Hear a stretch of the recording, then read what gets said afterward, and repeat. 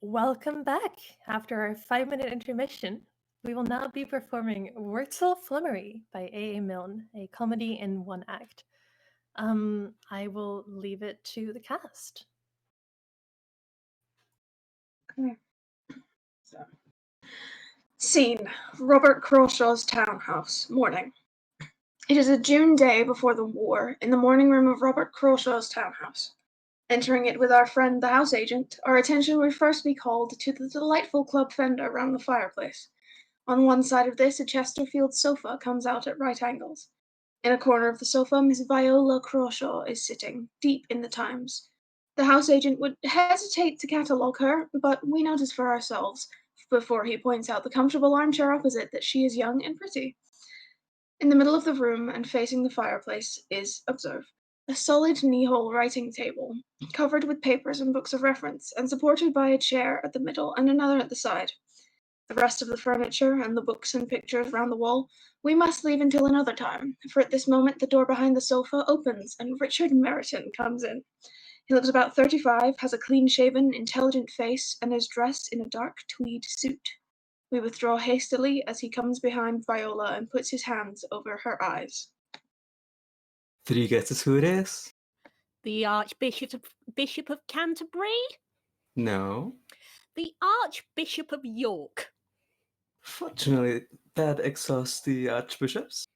Now then, your last guess. Richard Meryton MP. Wonderful.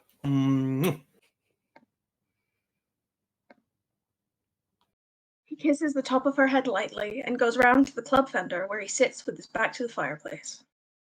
How did you know? He begins to fill a pipe.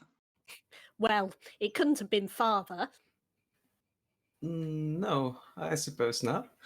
Not just after breakfast, anyway. Anything in the paper? There's a letter from father pointing out that...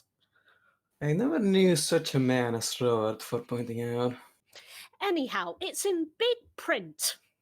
It would be. You are very cynical this morning, Dick. The sausages were cold, dear. Poor Dick. Oh, Dick, I wish you were on the same side as father. But he's on the wrong side. Surely I've told you that before. Viola, do you really think it will make a difference? Well, you know what he said about you at Basingstoke the other day? No, I don't really. He said that your intellectual arrogance was only equalled by your spiritual instability. I don't know quite what that means, but it doesn't sound like the sort of thing you want in a son-in-law. Still, it was friendly of him to go right away to Basingstoke to say it. Anyhow, you don't believe that. Of course not. And Robert doesn't really. Then why does he say it?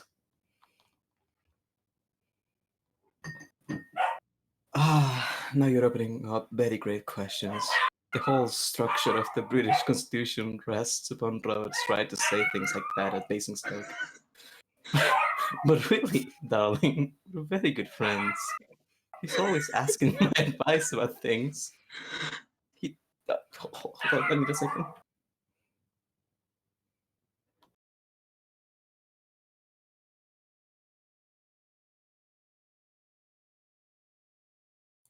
And please pardon this brief dog intermission. Bork. Bork, bork. Woof.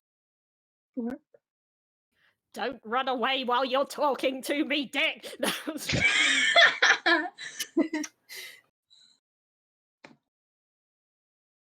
Yes, breaks in which we decide to RP as the characters we're playing.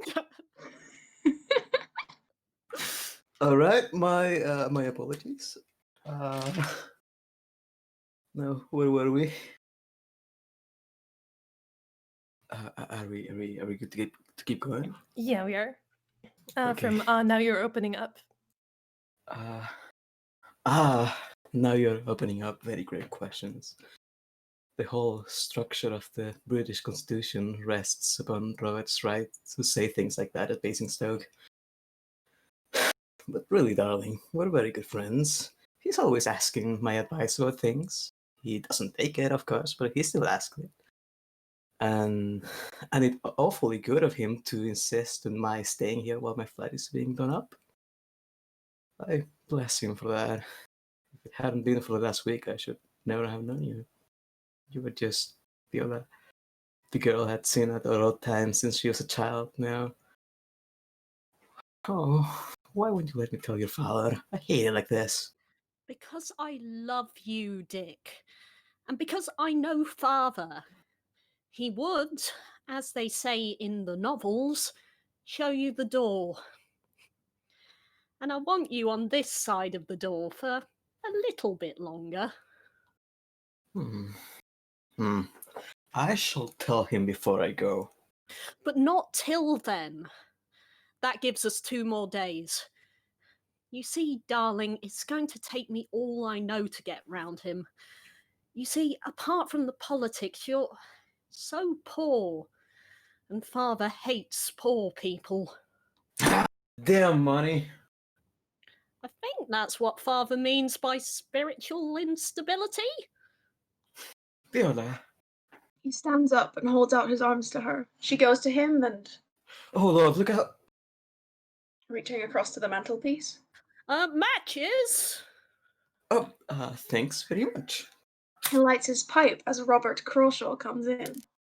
Crawshaw is 45, but his closely trimmed mustache and whiskers, his inclination to stoutness, and his loud old gentlemanly style in trousers, which he affects with his morning coat, make him look older and, what is more important, the pillar of the state, which he undoubtedly is. Good morning, Richard. Down at last. Good morning. I did warn you, didn't I, that I was bad at breakfasts? Viola, where's your mother? I don't know, Father. Do you want her? Yeah, I wish to speak to her. All right, I'll tell her.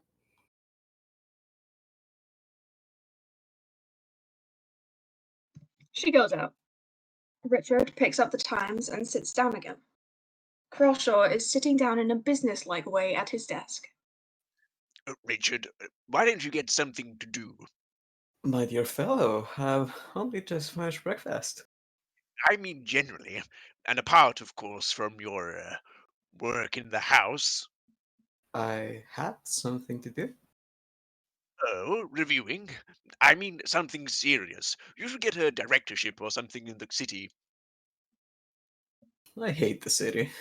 Ah, there, my dear Richard, is that intellectual arrogance to which I had to call attention to the other day at Basingstoke.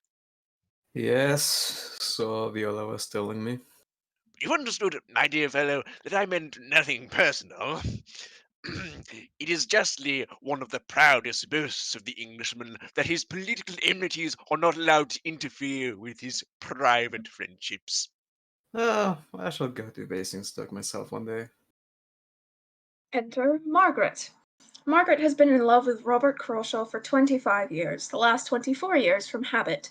She is small, comfortable, and rather foolish. You would certainly call her a dear, but you might sometimes call her a poor dear.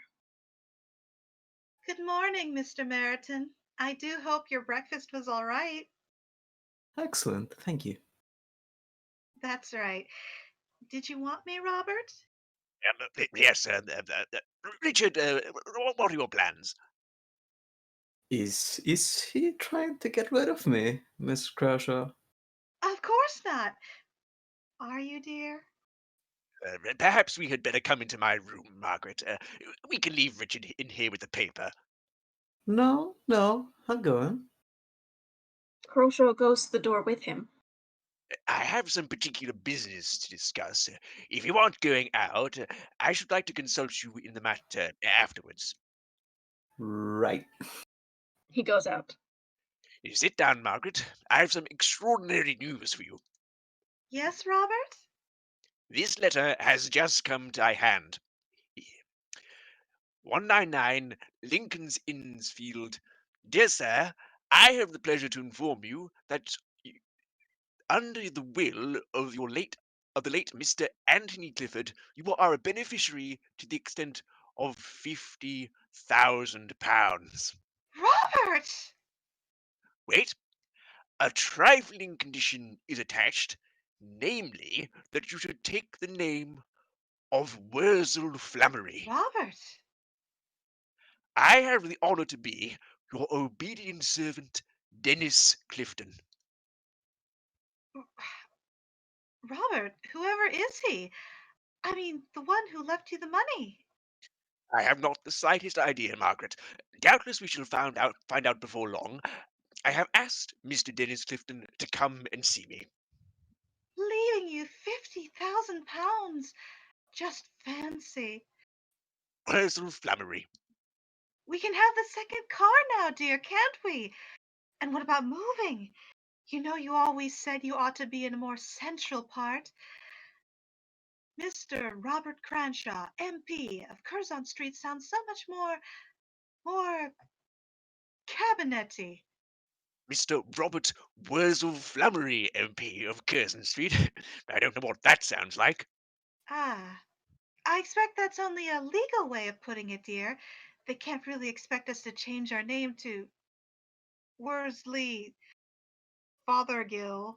Wurzel-Flummery. Yes, dear, didn't I say that? I'm sure you could talk the solicitor round. This is Mr. Dennis Clifton. After all, it doesn't matter to him what we call ourselves. Write him one of your letters, dear. You don't seem to apprehend the situation, Margaret. Yes, I do, dear. This Mr. Anthony Clifton. Yes, he's left you £50,000, together with the name of Worsley Fothergill. No, never mind. Yes, well, you tell the solicitor that you will take the £50,000, but you don't want the name. It's too absurd when everyone knows of Robert Crawshaw, MP, to expect you to call yourself Worsley Fothergill. Yes. The point is that this Mr. Clifton has left me the money on condition that I change my name. If I don't take the name, I don't take the money. But is that legal? Perfectly. It is often done. People change their names on succeeding to some property. Oh, I thought it was only when your name was Moses and you changed it to Talbot. Wurzel-Flummery. I wonder why he left you the money at all. Of course, it was very nice of him, but if you didn't know him, why do you think he did, dear? I know no more than this letter. I Huh. suppose he had followed my career and was interested in it, and being a man with no relations, felt that he could safely leave his money to me. No doubt Wurzel-Flummery was his mother's maiden name, or the name of some other friend even dearer to him, and he wished this name perpetuated, perhaps even recorded not unworthily in the history of our country, and make this will accordingly. In a way, it is a kind of a sacred trust. Then, of course, you'll accept it, dear? It requires some consideration. I have my career to think about, my duty to my country. Oh, of course, dear. Money is a great help in politics, isn't it? Money wisely spent is a help in any profession. The view of riches which socialists and such like people profess to take is entirely ill-considered. A rich man who spends his money thoughtfully is serving his country as nobly as anybody. Yes, dear. Then you think we could have that second car in the house on Curzon Street? Must not be led away.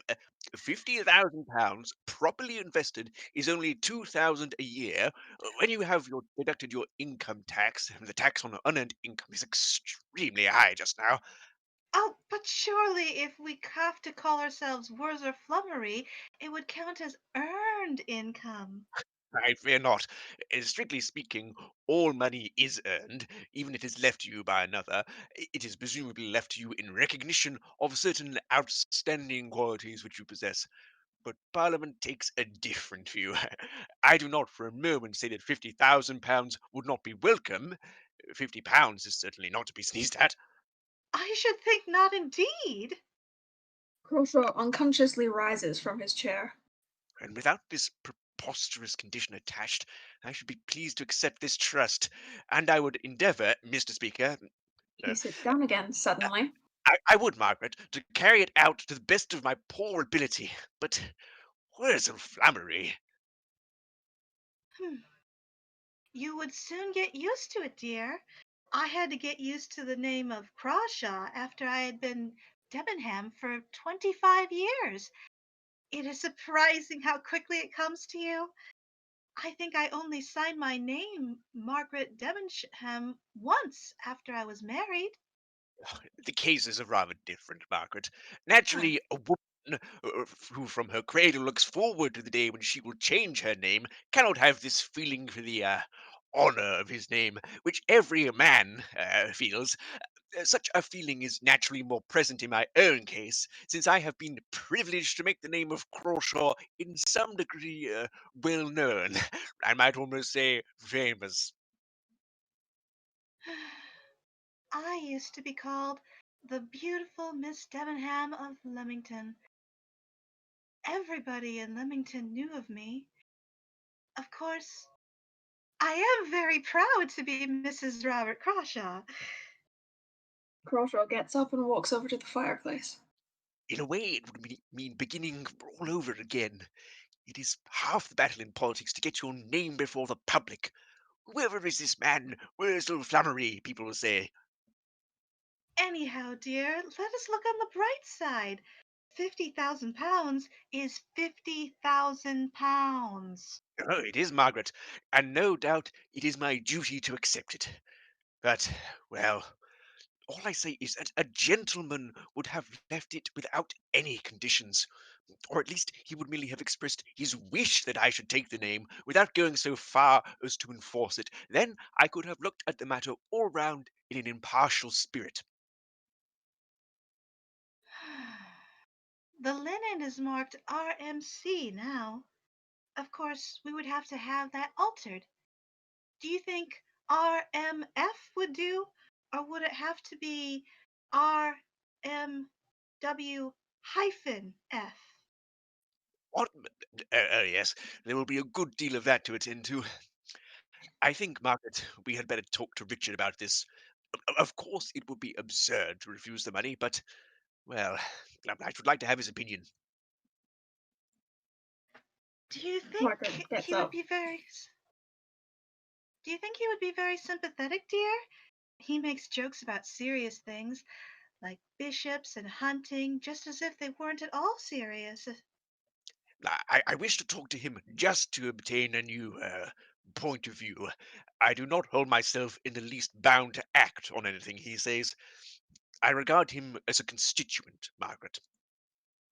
Hmm. Then I will send him to you. Crawshaw puts his hands on her shoulders. Margaret, what do you really feel about it? Just whatever you feel, Robert. Thank you, Margaret. You are a good wife to me. She goes out.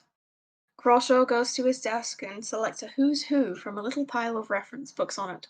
He walks around to his chair, sits down in it, and begins to turn the pages, murmuring names beginning with C to himself as he gets near the place. When he finds it, he murmurs, Clifton, that's funny, and closes the book. Evidently, the publishers have failed him. Enter Richard. Well, what's the news? He goes to his old seat on the fender. Been left a fortune? Yes, by Mr. Anthony Clifford. I never met him, and I don't know anything about him. Not really. Well, I congratulate you. Then that half. But how on earth what on earth do you want my advice about? Is a slight condition attached. Oh. The condition is that with this money, £50,000, I take the name of Wurzel-Flummery. What? I said it quite distinctly, Wurzel-Flummery. Richard, in an awed silence, walks over to the desk and stands looking down at the unhappy Crawshaw. He throws out his left hand as if introducing him. Mr. Robert Wurzel-Flummery, MP, one of the most prominent of our younger parliamentarians. Oh, you. Oh, how heavenly. He goes back to his seat, looks up, and catches Crawshaw's eye, and breaks down altogether. Shall we discuss it seriously, or shall we leave it to that? How can we discuss a name like Wurzel-Flummery seriously? Mr. Wurzel-Flummery, in a few well-chosen words, seconded the motion. No, hold on. Sir, went on Mr. Wurzel-Flummery. Oh, poor Robert. You seem quite certain that I shall take the money. I am quite certain. Would you take it? Well, I wonder. Or, as William Shakespeare says, what's in a name? I can tell you something else that William Shakespeare, said. Who steals my purse with 50,000 in it steals trash. Trash, Robert. But he who filches from me my good name of Croshaw and substitutes the rotten one of Wurzel. As a matter of fact, Wurzel-Flummery is a very good old name. I seem to remember some Hampshire Wurzel-Flummerys. It is a very laudable spirit on the part of the dying man to wish to perpetuate these old English names. It all seems to me quite natural and straightforward. If I take this money, I shall have nothing to be ashamed of. I see. Look here. May I ask you a few questions? I should like to know just how you feel about this whole business. Crawshaw folds his hands. Go ahead. Okay. Suppose a stranger came up in the street to you and said, "My poor man, here's £5 for you." What will you do? Tell him to go to the devil, I suppose, wouldn't you? In more parliamentary language, perhaps, Richard, I should tell him I never took money from strangers. Quite so. But that if it were £10,000, you would take it? I certainly shouldn't. But if he died and left it to you, then you would? I thought you were leading up to that. That, of course, is entirely different. Why? Well, wouldn't you take £10,000 if it were left to you by a stranger? I dare say I should. But I should like to know why it would seem different.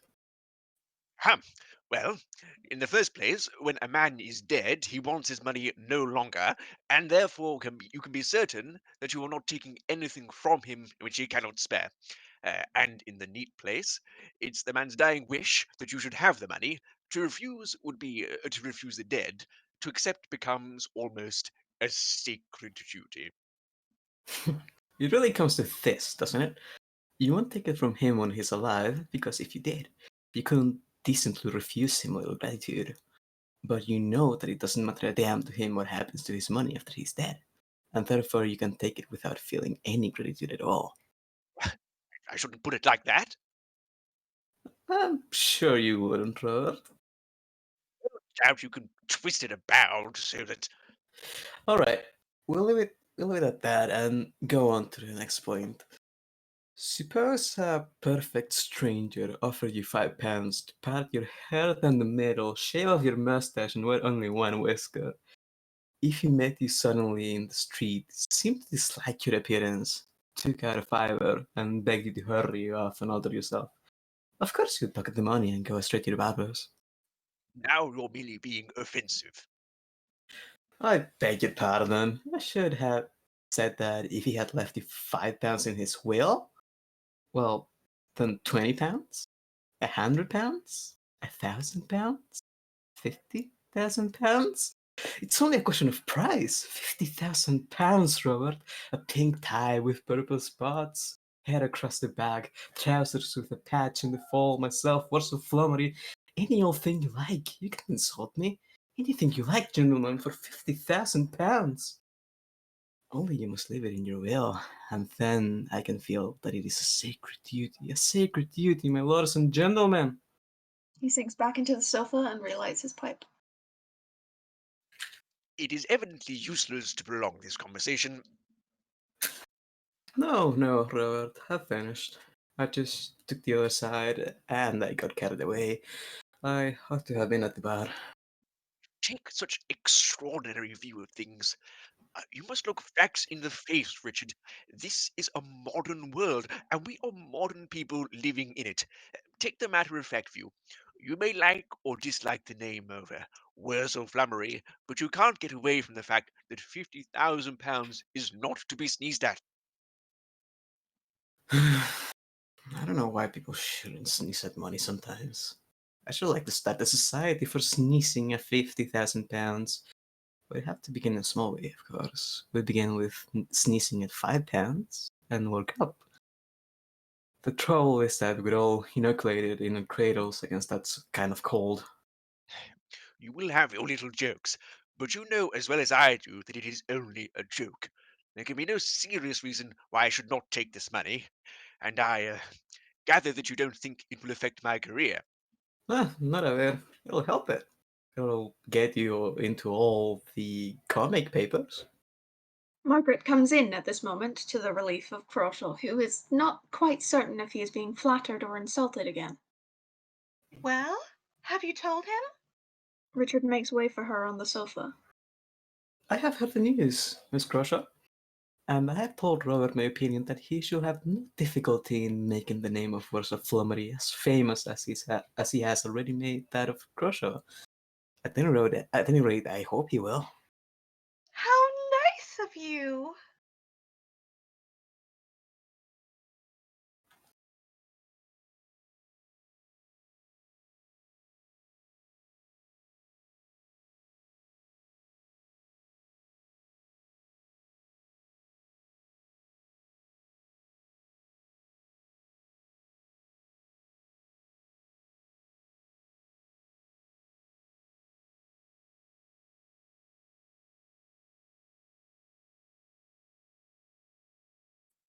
Well, it's settled then. The solicitor fellow should be here soon. Perhaps after all we can manage something out. Ah, Viola, did you want your mother? Viola enters. Sorry, do I interrupt a family meeting? There's Richard, so it can't be very serious. Reputation. Well, it's over now. Viola had better know, hadn't she? You'll have to know sometime, of course. Of Viola course, sits down firmly on the sofa. of course she will. So you better tell her now. I knew there was something exciting going on this morning. Perhaps you'd better tell her, dear. Father has come into some property, Viola. It means changing our name, unfortunately. But your father doesn't think it will matter. How thrilling! What's the name, Mother? Your father says it is... It... Dear me, I shall never remember it. Wurzel-Flummery. Dick, you tell me if no one else will. Well, Robert said it just now. That wasn't a name, was it? I thought it was just, Do say it again, Father. Wurzel-Flummery. Do you spell it like that? I mean, like a Wurzel and like Flummery? Exactly, I believe. Miss Viola Wurzel-Flummery. I mean, they'd have to look at you, wouldn't they? Oh, Dick, what a heavenly name. Who had it first? They are an old Hampshire family. That is so, isn't it, Robert? I said I had thought I remembered it. Margaret, can you find Burke there? She finds it, and he buries himself in the families of the great. Well, Viola, you haven't told us how you like being Miss Wurzel-Flummery.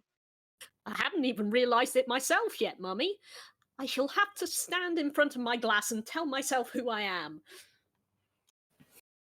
It's alright for you. You know you'll change your name one day, and then it won't matter what you've been called before. Hush. She smiles lovingly at him and then says aloud, Oh, won't it? It's got to appear in the papers. A marriage has been arranged between Miss Viola Wurzel-Flummery. And everyone will say, About time too, poor girl. Have you found it, dear?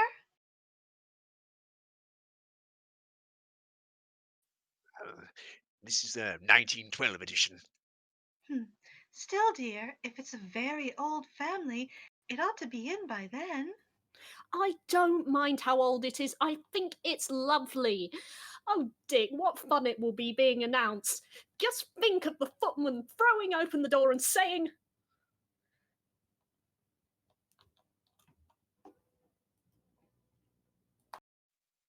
Mr. Dennis Clifton.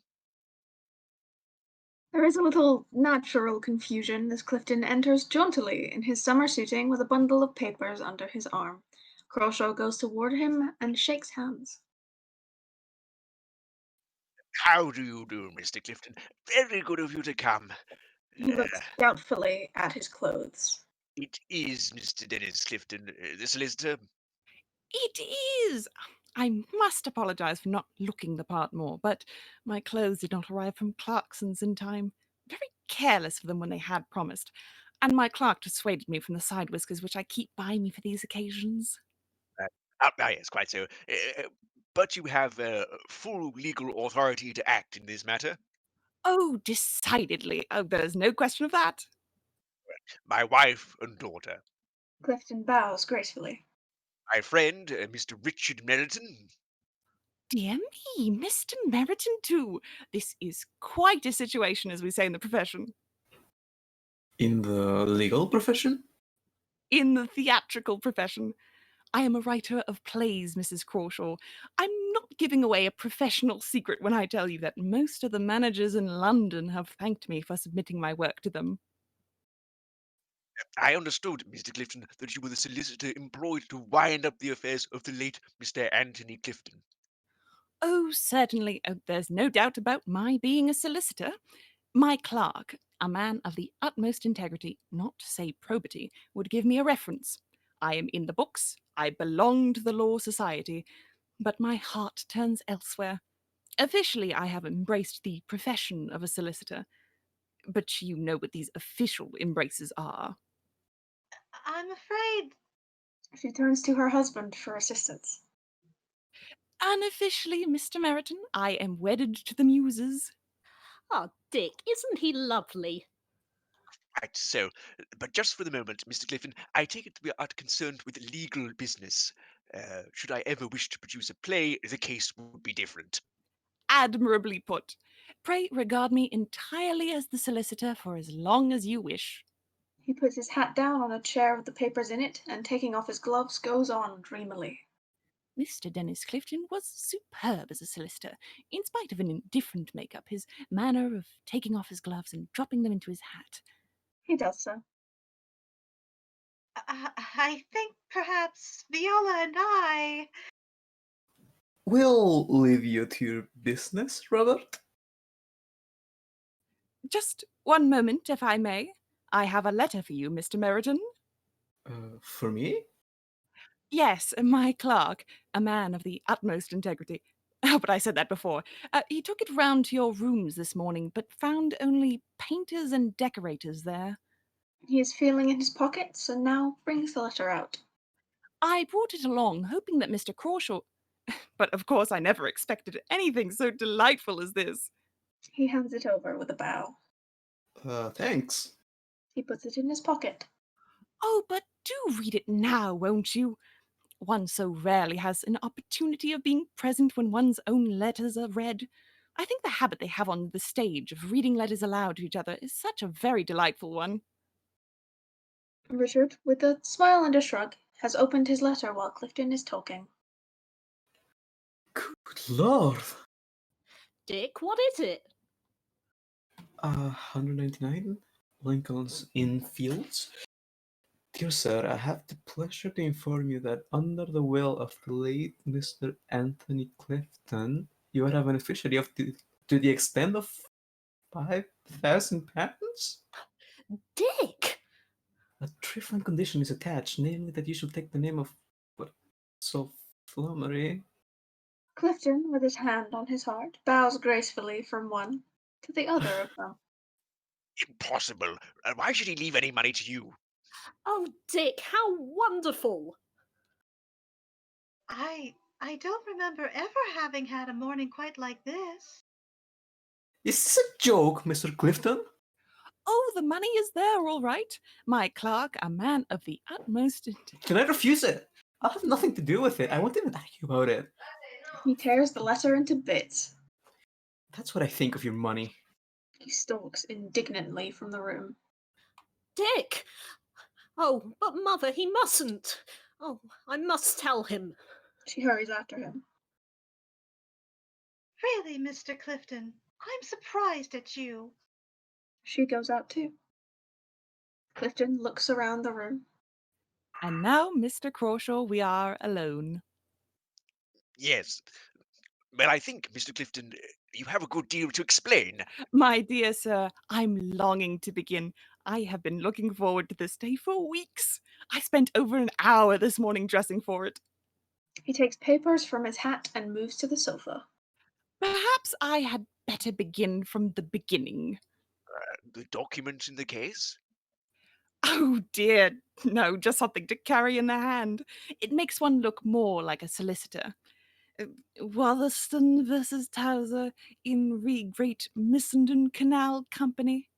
My clerk invents the titles. It keeps him busy. He's very fond of Towser. Towser is always coming in. You see, Mr. Crawshaw, this is my first real case, and I only got it because Anthony Clifton is my uncle. My efforts to introduce a little picturesqueness into the dull formalities of the law do not meet with that response that one would have expected. Yes. Well, I'm a busy man, and if you could tell me as shortly as possible why your uncle left this money to me, and apparently to Mr. Merriton too, under these extraordinary conditions, I shall be obliged to you. Say no more, Mr. Crawshaw. I look forward to being entirely frank with you. It will be a pleasure. You understand, of course, my position.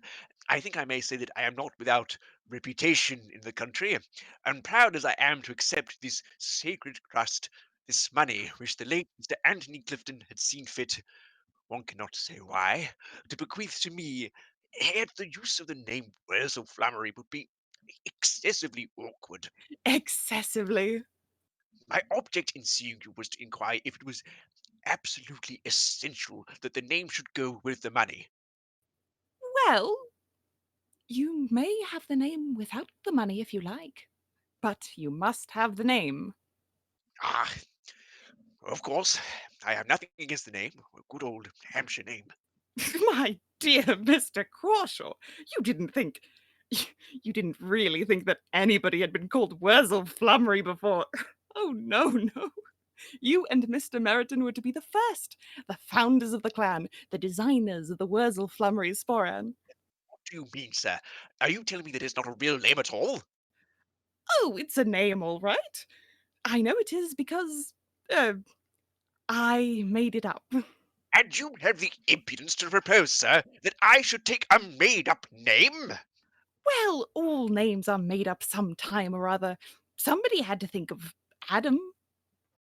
I warn you, Mr. Clifton, that I do not allow this trifling with serious subjects. It's all so simple, really. You see, my Uncle Anthony was a rather unusual man. He despised money. He was not afraid to put it in its proper place. The place he put it in was a little below golf and a little above classical concerts. If a man said to him, "Would you like to make 50,000 this afternoon?" he would say, well, it would depend what he was doing. If he were going to have a round at Walton Heath, Perfectly scandalous to talk of money in this way. well, that's how he talked about it. But he didn't find many to agree with him. In fact, he used to say that there was nothing, however contemptible, that a man would not do for money. One day I suggested that if he left a legacy with a sufficiently foolish name attached to it, somebody might be found to refuse it. He laughed at the idea. That put me on my mettle. 2 people, I said. Leave the same silly name to 2 people, 2 well-known people. Rival politicians, say. Men whose own names are already public property. Surely they wouldn't both take it. That touched him. "Dennis, my boy, you've got it," he said. "Upon what vile bodies shall we experiment?" We decided on you and Mr. Meriton. The next thing was to choose the name. I started on the wrong lines. I began by suggesting names like Porker, Tosh, Boogs, Spiffkin, the obvious sort. My uncle. How dare you discuss me with your uncle, sir? How dare you decide in this cold-blooded way whether I'm to be called a Tosh or a Porker? My uncle wouldn't bear of Tosh or Porker. He wanted a humorous name, a name he could row lovingly round his tongue, a name expressing a sort of humorous contempt. Wurzel-Flummery. I can see now the happy, ruminating smile which came so often on my Uncle Antony's face in those latter months. He was thinking of his 2 Wurzel-Flummeries. I remember him saying once, it was at the zoo, what a pity it was he hadn't enough to divide among the whole cabinet. A whole bunch of Wurzel-Flummeries. Oh, it would have been rather jolly. You force me to say, sir, that if that was the way you and your uncle used to talk together at his death, it can only be described as a merciful intervention of Providence. Oh, but I think he must be enjoying all this somewhere, you know. I hope he is. He would have loved this morning. It was his one regret that from the necessities of the case he could not live to enjoy his own joke. But he had hopes that echoes of it would reach him wherever he might be. It was with some such idea, I fancy, that toward the end he became interested in spiritualism. Mr. Clifton, I have no interest in the present whereabouts of your uncle, nor in what means he has of overhearing a private conversation between you and myself. But if, as you irreverently suggest, he is listening to us, I should like him to hear this. That, in my opinion, you are not a qualified solicitor at all, and that you have never had an uncle, and that the whole story of the will and the ridiculous condition attached to it is just the tomfool joke of a man who, by his own admission, wastes most of his time writing unsuccessful farces, and I propose— Pardon my interrupting, but you said farces, not farces, comedies of a whimsical nature. whatever they were, sir, I propose to report the whole matter to the Law Society, and you know your way out, sir. Then I am to understand that you refuse the legacy, Mr. Crawshaw? What's that? I am to understand that you refuse the £50,000? If the money is really there, I most certainly do not refuse it. Oh, the money is most certainly there. And the name. Both waiting for you. Then, sir, I accept them. I feel it my duty to accept them as a public expression of confidence in the late Mr. Clifton's motives. I repudiate entirely the motives that you have suggested to him, and I consider it a sacred duty to show what I think of your story by accepting the trust which he has bequeathed to me. You will arrange further matters with my solicitor. Good morning, sir. Mr. Crawshaw here drank a glass of water. Mr. Wurzel-Flummery, farewell. May I express the parting wish that your future career will add fresh lustre to my name? Exit Mr. Dennis Clifton with dignity. But he has left his papers behind him. Crawshaw, walking indignantly back to the sofa, sees the papers and picks them up. Watherson v. Towser in re Great Missenden Canal Company. Bah. He tears them up and throws them into the fire. He goes back to his writing table and is seated there as Viola, followed by Meriton, comes in. Father, Dick doesn't want to take the money, but I've told him that of course he must. He must, mustn't he? We needn't drag Robert into it, Viola. Richard has the very natural feeling that it would be awkward for me if there were 2 Wurzel-Flummeries in the House of Commons. I should be the last to interfere with his decision. In any case, I don't see what concern it is of yours, Viola. But how can we get married if he doesn't take the money? Married? What does this mean, Richard? I'm sorry it has come out like this. We ought to have told you before, but anyhow, we were going to have told you in a day or two. Viola and I want to get married. What did you want to get married on? Not very much, I'm afraid. We're all right now, Father, because we shall have £50,000. Oh, Viola. But naturally, this puts a very different complexion on matters. So, of course, he must take it, mustn't he, Father? I can hardly suppose, Richard, that you expect me to entrust my daughter to a man who's so little provident for himself that he throws away £50,000 because of some fanciful objection to the name which goes with it. You don't understand, Robert.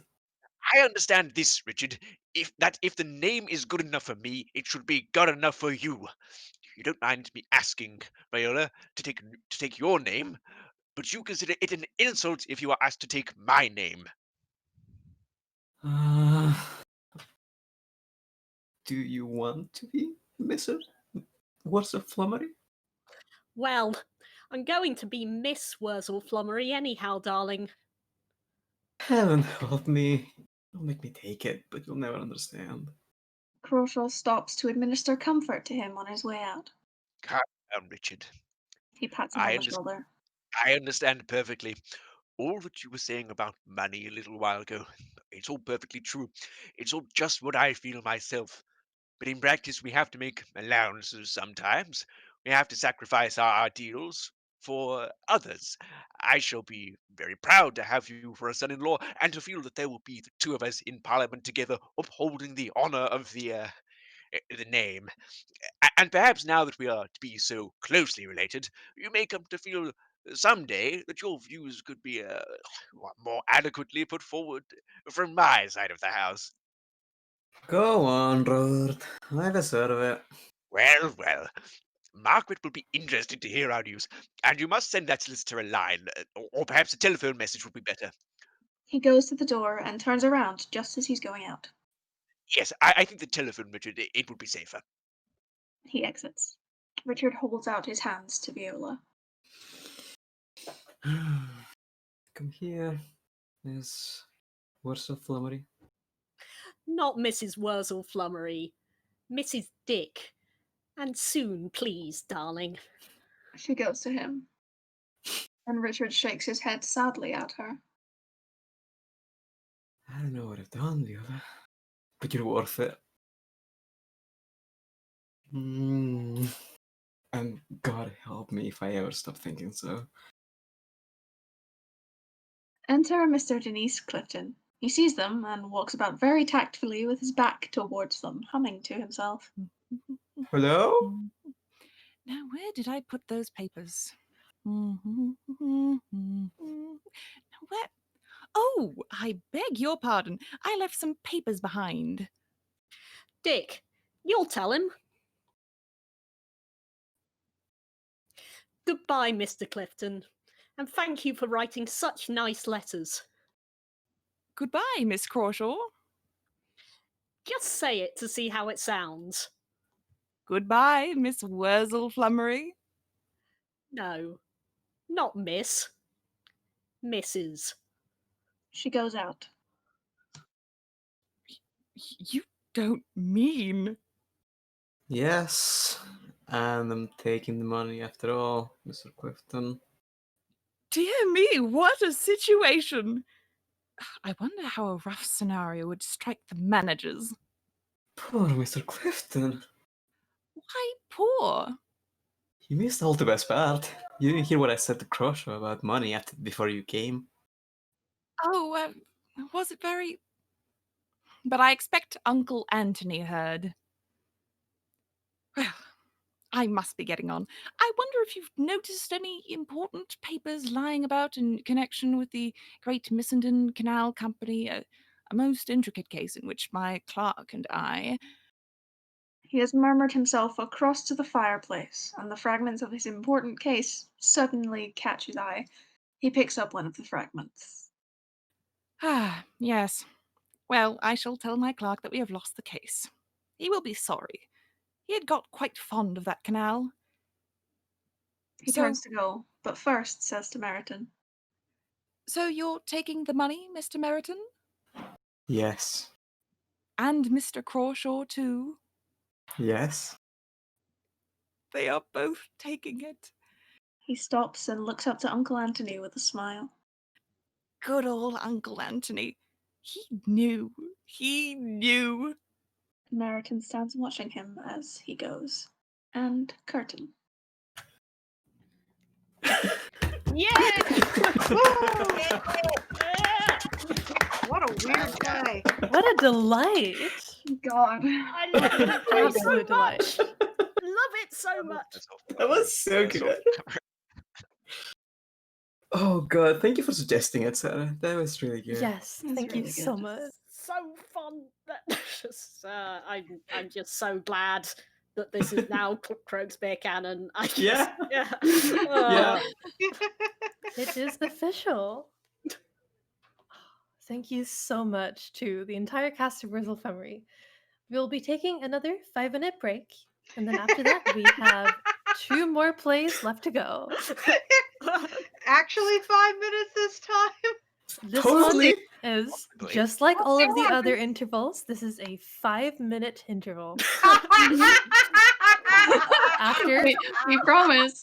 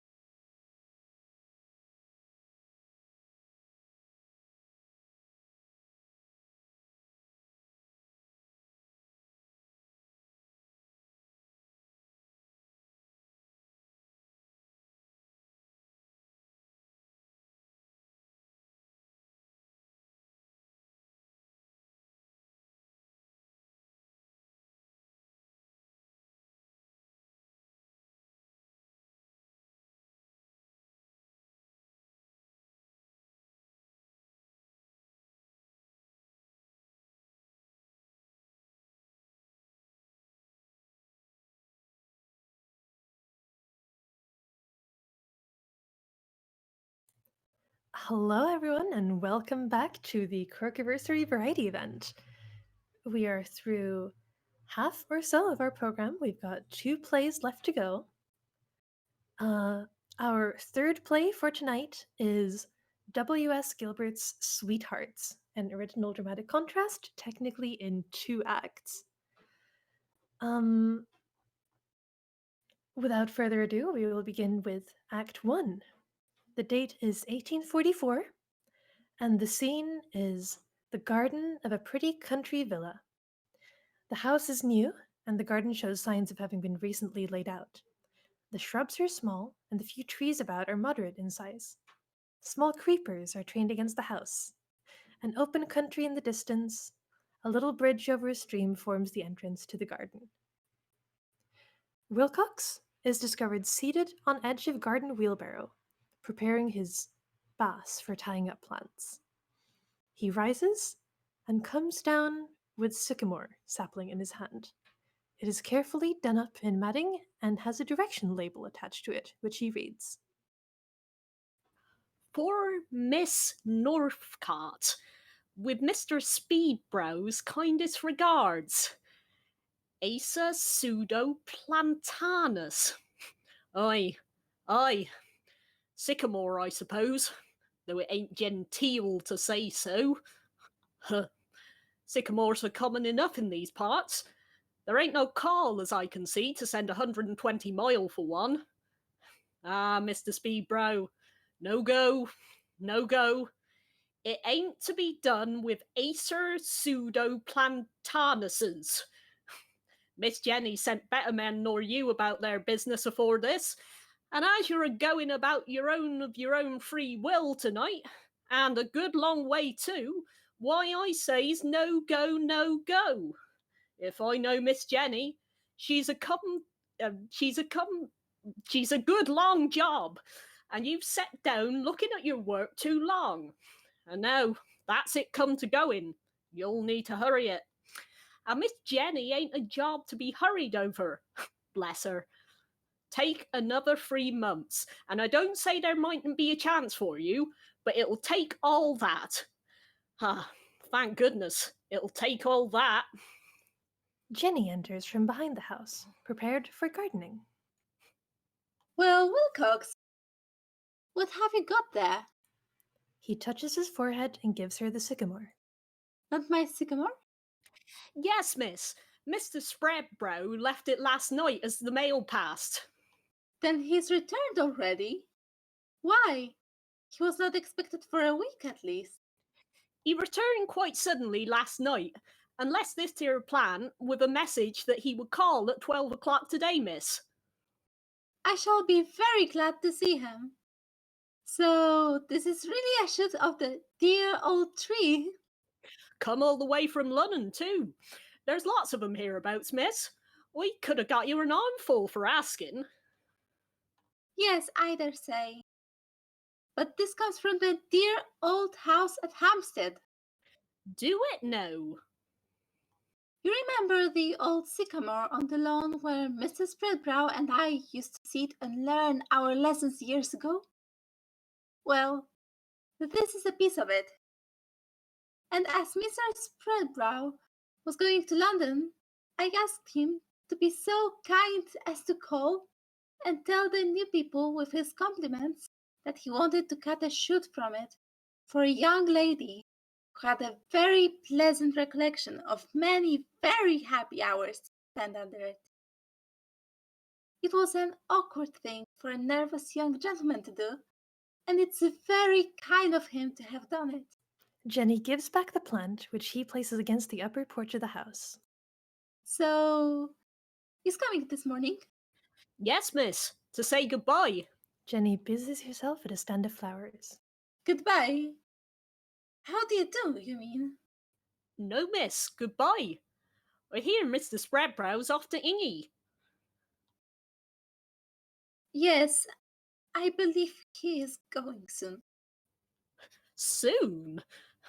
Soon enough. He joins his ship at Southampton tonight. So he left word yesterday. Tonight? No, not for some weeks yet. Tonight, miss, I had it from his own lips, and he's coming today to say goodbye. Tonight?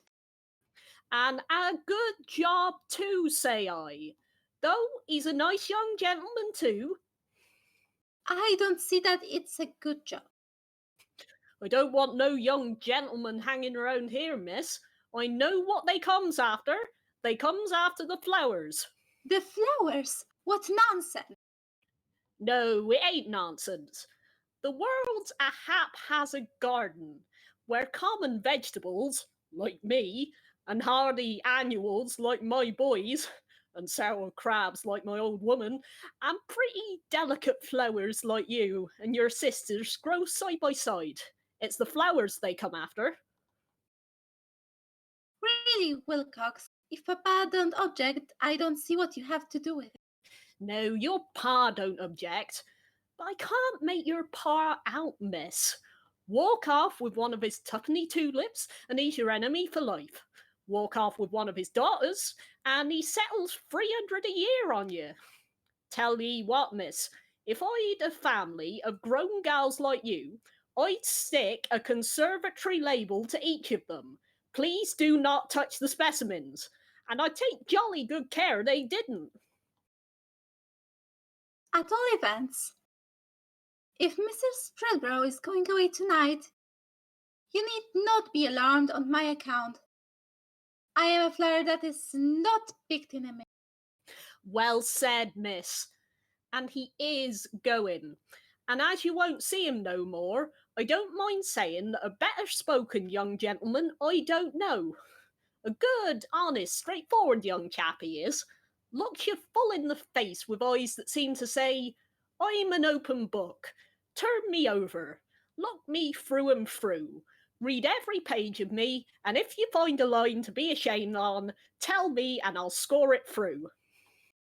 I dare say Mrs. Spreadbrow is much as other young men are. As other young men? No, no, Lord forbid, miss. Come, say a good word for him, miss, poor young gentleman. He said many a good word of you, I'll go bail. Of me? Wilcox takes the ladder which is leaning against the house and places it against the upper porch of the house, and, going a little way up it, speaks this speech from it as Jenny remains seated. Aye! Why, only Tuesday, when I was work again, the high road, he rides up on his little bay horse and stands talking to me on the over the edge and straining his neck to catch a sight of you at the window. It was Tuesday. Well, Wilcox, said he, it's a fine day. It rained hard Tuesday, but it's always a fine day with him. How's Miss Northcott? He said. Pretty well, sir, says I. Pretty she always is, and well she ought to be if the best of hearts and the sweetest of natures will do it. Well, I knew that, so off I goes to another subject, and tries to interest him in drainage and subsoils and junction pipes, but no, nothing would do for him. But he must bring the talk back to you. So at last I get sick of it, and I up and says, look ye here, Mr. Spreadbrow, says I'm only the gardener. It's Tuesday, and Miss Northcott's pa's in the study. I dare say he'll be happy to hear what you've got to say about her. Lord, it had done your heart good to see how flushed up as he stuck his spurs into the bay and rode off 15 minutes to the hour. That was Tuesday. He had no right to talk about me to a servant. Wilcox comes down from the ladder. But bless you, don't be too hard on him. He couldn't help it, miss. But don't you be alarmed. He's going away tonight for many and many a long year, and you won't never be troubled with him again. He's going with a heavy heart, take my word for it, and I see his eyes all wet when he spoke about saying goodbye to you. He'd the sorrow in his throat, but he's a brave lad, and he gulped it down though it was as big as an apple. The doorbell rings. Ah, there he is. Soothing kindly, miss. Don't you be afraid, you're safe enough. He's a good lad, and he can't do no harm now. Wilcox exits. What does he want to go today for? He wasn't going for 3 months. He could remain if he liked. India has gone on very well without him for 5,000 years. It could have waited 3 months longer, but men are always in such a hurry. He might have told me before. He would have done so if he really liked me. I wouldn't have left him. I would, but then that's different. Well, if some people can go, some people can remain behind, and some other people will be only too glad to find some people out of their way. And as on cue, Spreadbrow enters, followed by Wilcox. Jenny suddenly changes her manner, rises, and crosses. Oh, Mr. Spreadbrow, how do you do? Quite well? I'm so glad sister's quite well. That's right. How kind of you to think of my tree. You are really and truly going to India tonight? That is sudden. Yes, very sudden. Terribly sudden. I only heard of my appointment 2 days ago in London, and I'm to join my ship tonight. It is very sudden indeed, and I've come to say goodbye. Goodbye. She offers her hand. Oh, but not like that, Jenny. Are you in a hurry? Oh dear, no. I thought you were. Want to sit down? They sit. And so your sisters are quite well? Not very. They are rather depressed at my going so soon. It may seem strange to you, but they will miss me. I'm sure they will. I should be terribly distressed at your going, if I were your sister. And you are going for so long. I'm not likely to return for a great many years. I am so sorry we shall not see you again. Papa will be very sorry. More sorry than you will be. Well, no, I shall be very sorry too. Very, very sorry there. How very kind of you to say so. We have known each other for so long, so many years, and we've always been good friends. And it's always sad to say goodbye for the last time. To His anybody. face lights up and falls again. It's so very sad when one knows for certain that it must be the last time. I can't tell you how happy I am to hear you say it's so sad, but my prospects are not altogether hopeless. There's one chance for me yet. I'm happy to say I'm extremely delicate, and there's no knowing, the climate may not agree with me, and I may be invalidated home. Oh, but that would be very dreadful. Oh, yes, of course it would be dreadful in one sense, but it would have its advantages. Spreadbrow looks uneasily at Wilcox, who's hard at work. Wilcox is hard at work, I see. Oh yes, Wilcox is hard at work. He is very industrious. Confoundedly industrious. He is working in the sun without his hat. Poor fellow. Isn't it injustice at his age? Oh, I don't think it will hurt him. I really think it will. He motions to her to send him away. Do you? Wilcox, Mr. Spreadbrow is terribly distressed because you are working in the sun. That's mortal good of him. They want me to go. All right, he can't do much harm now. Well, sir, the sun is hot, and I'll go look after the cucumbers away yonder, right at the other end of the garden. With this, Wilcox leaves to Spreadbrow's delight. No, don't go away. Stop here. Only put on your hat. That's what Mr. Spreadbrow meant. Wilcox obediently puts on his hat. There. Now are you happy? I suppose it will soon be his dinner time. Oh, he has dined. You have dined, haven't you, Wilcox? Oh, yes, miss. I've dined, thank ye kindly. Yes, he has dined. Oh, I quite forgot. What? I must interrupt you for a moment, Wilcox. I quite forgot that I promised to send some flowers to Captain Dampier this afternoon. Will you cut them for me? Yes, miss? Out of the conservatory, I suppose, miss? Wilcox starts to leave again, and Spreadbrow is again delighted. No, these will do. She points to some open-air flower beds nearby, much to Spreadbrow's disappointment.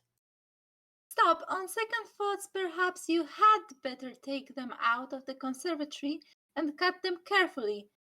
There's no hurry. I understand. Well, poor young chap. Let him be, let him be. He's going to be turned off tonight, and his last meal may as well be a hearty one. And Wilcox exits. Spreadbrow rises in great delight. How good of you, how very kind of you. To send Captain Dampier some flowers? Do you really want to send that fellow some flowers? To be sure I do. Why should I have asked Wilcox to cut them? I thought I was a great fool to think so, but I thought it might have been because we could talk more pleasantly alone. I really wanted some flowers, but as you say, we certainly can talk more pleasantly alone. She starts busying herself with preparing the sycamore. I've often thought that nothing is such a check on pleasant conversation as the presence of a gardener who is not interested in the subject of conversation. Jenny gets the tree and cuts off the matting with which it is bound with garden scissors, which she has brought with her from the table. Oh, but Wilcox is very interested in everything that concerns you. Do let me call him back. No, not on my account. He and I were having quite a discussion about you when you arrived. She About says me? while digging a hole for a tree. About me? Yes, indeed, we almost quarreled about you.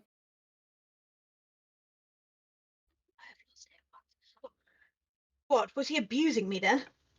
Oh no, he was speaking of you in the highest terms. Then you were abusing me. No, not exactly that. I didn't agree with all he said. He looks down and she notices this. At least not openly. Then you did secretly? I shan't tell you. Why? Because it will make you dreadfully vain. There. Very, very dreadfully vain. He takes her hand. Very dreadfully vain indeed. Don't. She withdraws her hand, and during this she is digging the hole, kneeling on the edge of the flower bed. So he advances to her and kneels on the edge of the bed beside her. You know, it's most delightful to hear you say that. It's without exception the most astonishingly pleasant thing I've ever heard in the whole course of my life. He notices the Is that sycamore the- and rises from his knees.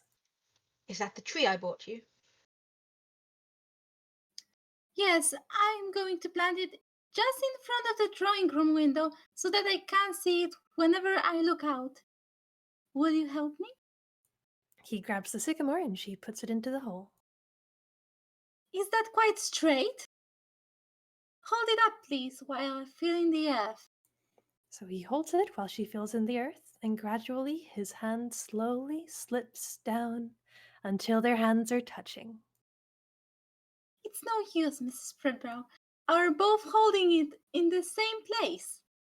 Embarrassed, he runs his hand up the stem quickly. I beg your pardon. Very foolish of me. Very. I'm very glad there will be something here to make you think of me when I'm many, many thousand miles away, Jenny. For I shall always be thinking of you. Really, now that's very nice. It would be so delightful and so odd to know that there's somebody thinking about me right on the other side of the world. Yes, it will be on the other side of the world. But that's the delightful part of it. right on the other side of the world. It will be such fun. Fun. Of course, the farther you are away, the funnier it will seem. He approaches her again. Now keep on the other side of the world. It's just the distance that gives a point to it. There are dozens and dozens of people thinking of me close at hand. She rises, and Spreadbro suddenly takes her hand. But not as I think of you, Jenny. Dear, dear Jenny. Not as I've thought of you for years and years, though I never dared tell you till now. I can't bear to think that anybody else is thinking of you kindly, earnestly, seriously, as I think of you. You may be quite sure, Harry, quite sure that you will be the only one who is thinking of me kindly, seriously, and earnestly. He's delighted. In India. He relapses, and she withdraws her hand. And when this tree that we have planted together is a big tree, you must promise me that you will sit under it every day and give a thought now and then to the old playfellow who gave it to you. A big tree? Oh, but this little plant will never live to be a big tree, surely. Yes, if you leave it alone, it grows very rapidly. Oh, but I'm not going to have a big tree right in front of the drawing room window. It will spoil the view. It will be an eyesore. We had better plant it somewhere else. No, let it be. You can cut it down when it becomes an eyesore. It grows very rapidly, but it will no doubt have lost all interest in your eyes long before it becomes an eyesore. But Captain Dampier says that a big tree in front of window checks the current of fresh air. Oh, if Captain Dampier says so, remove it. Now don't be ridiculous about Captain Dampier. I've a very great respect for his opinion on such matters. I'm sure you have. You see a great deal of Captain Dampier, don't you? Yes, and we shall see a great deal more of him. He's taking to take the grunge next door. That will be very convenient. Very. You seem to admire Captain Dampier very much. I think he's very good looking, don't you? He's well enough for a small man. Perhaps he'll grow. Is Captain Dampier going to live here anywhere, always? Yes, until he marries. Is he likely to marry? I don't know. Perhaps he may? But whom? Whom? Haven't you heard? I thought you knew. No, I don't know. I've heard nothing, Jenny. Dear Jenny, tell me the truth. Don't keep anything from me. Don't leave me to find it out. It would be terrible to hear of it out there. And if you have ever liked me, and I'm sure you have, tell me the whole truth at once. Perhaps as an old friend I ought to have told you before, but indeed, I thought you knew. Captain Dampier is engaged to be married to my cousin Emmy. To your cousin Emmy. Oh, thank you, thank you, thank you. Oh, my dear, dear Jenny, do let me take your hand. He takes her hand and shakes it enthusiastically. Are you going? No. He releases it, much cast down. I was going to ask you to do me a great favour, and I thought I could ask it better if I had hold of your hand. I was going to ask you if you would give me a flower. Any flower, I don't care what it is. A flower? Why, of course I will, but why? That I may have a token of you and of our parting wherever I go.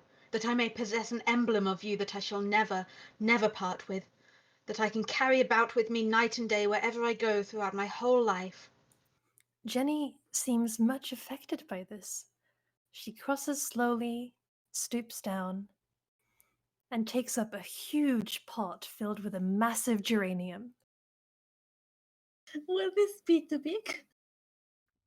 But I mean a flower. Only a flower. Oh, but do have a bunch. Wilcox shall pick a beauty. No, no.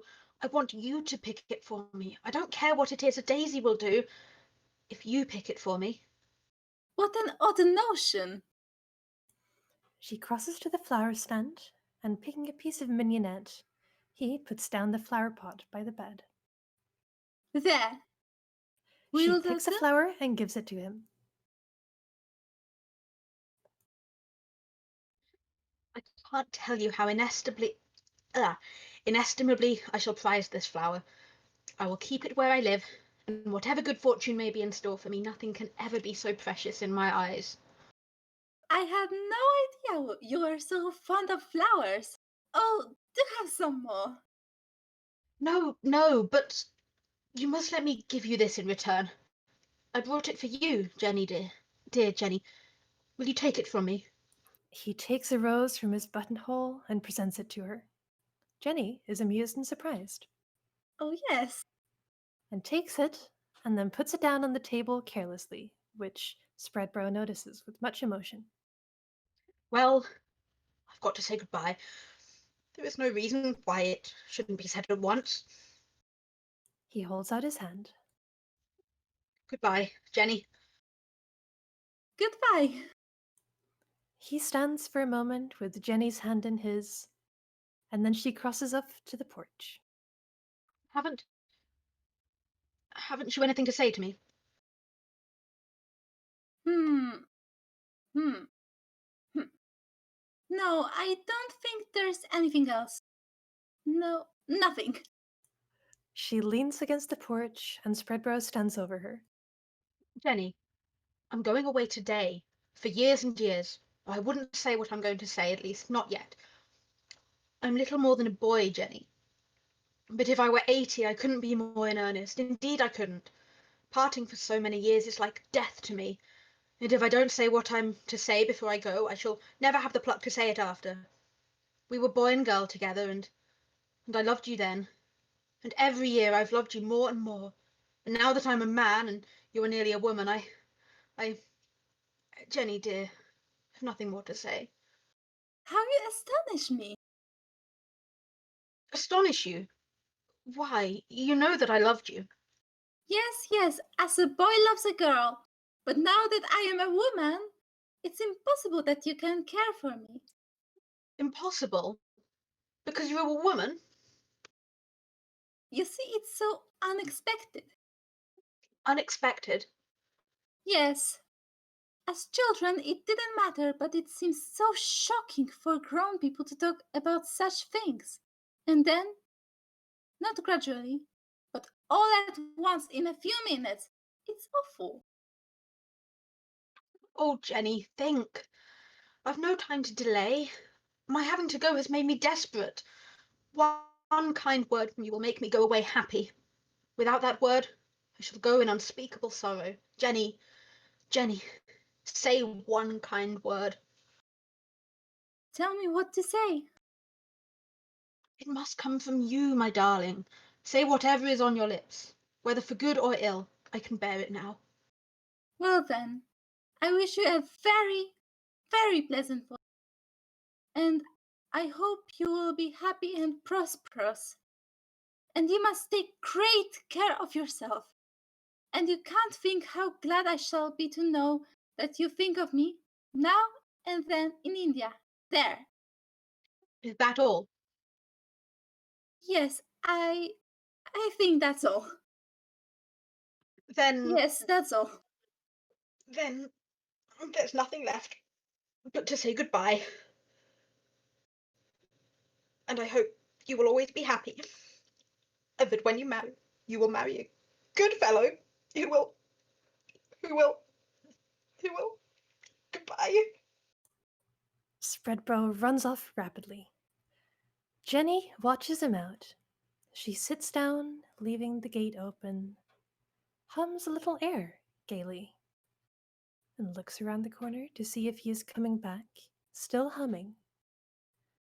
She takes up the flower that he gave her.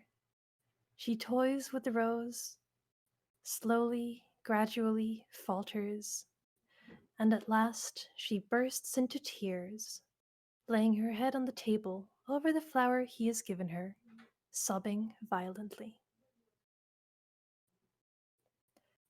Act 2.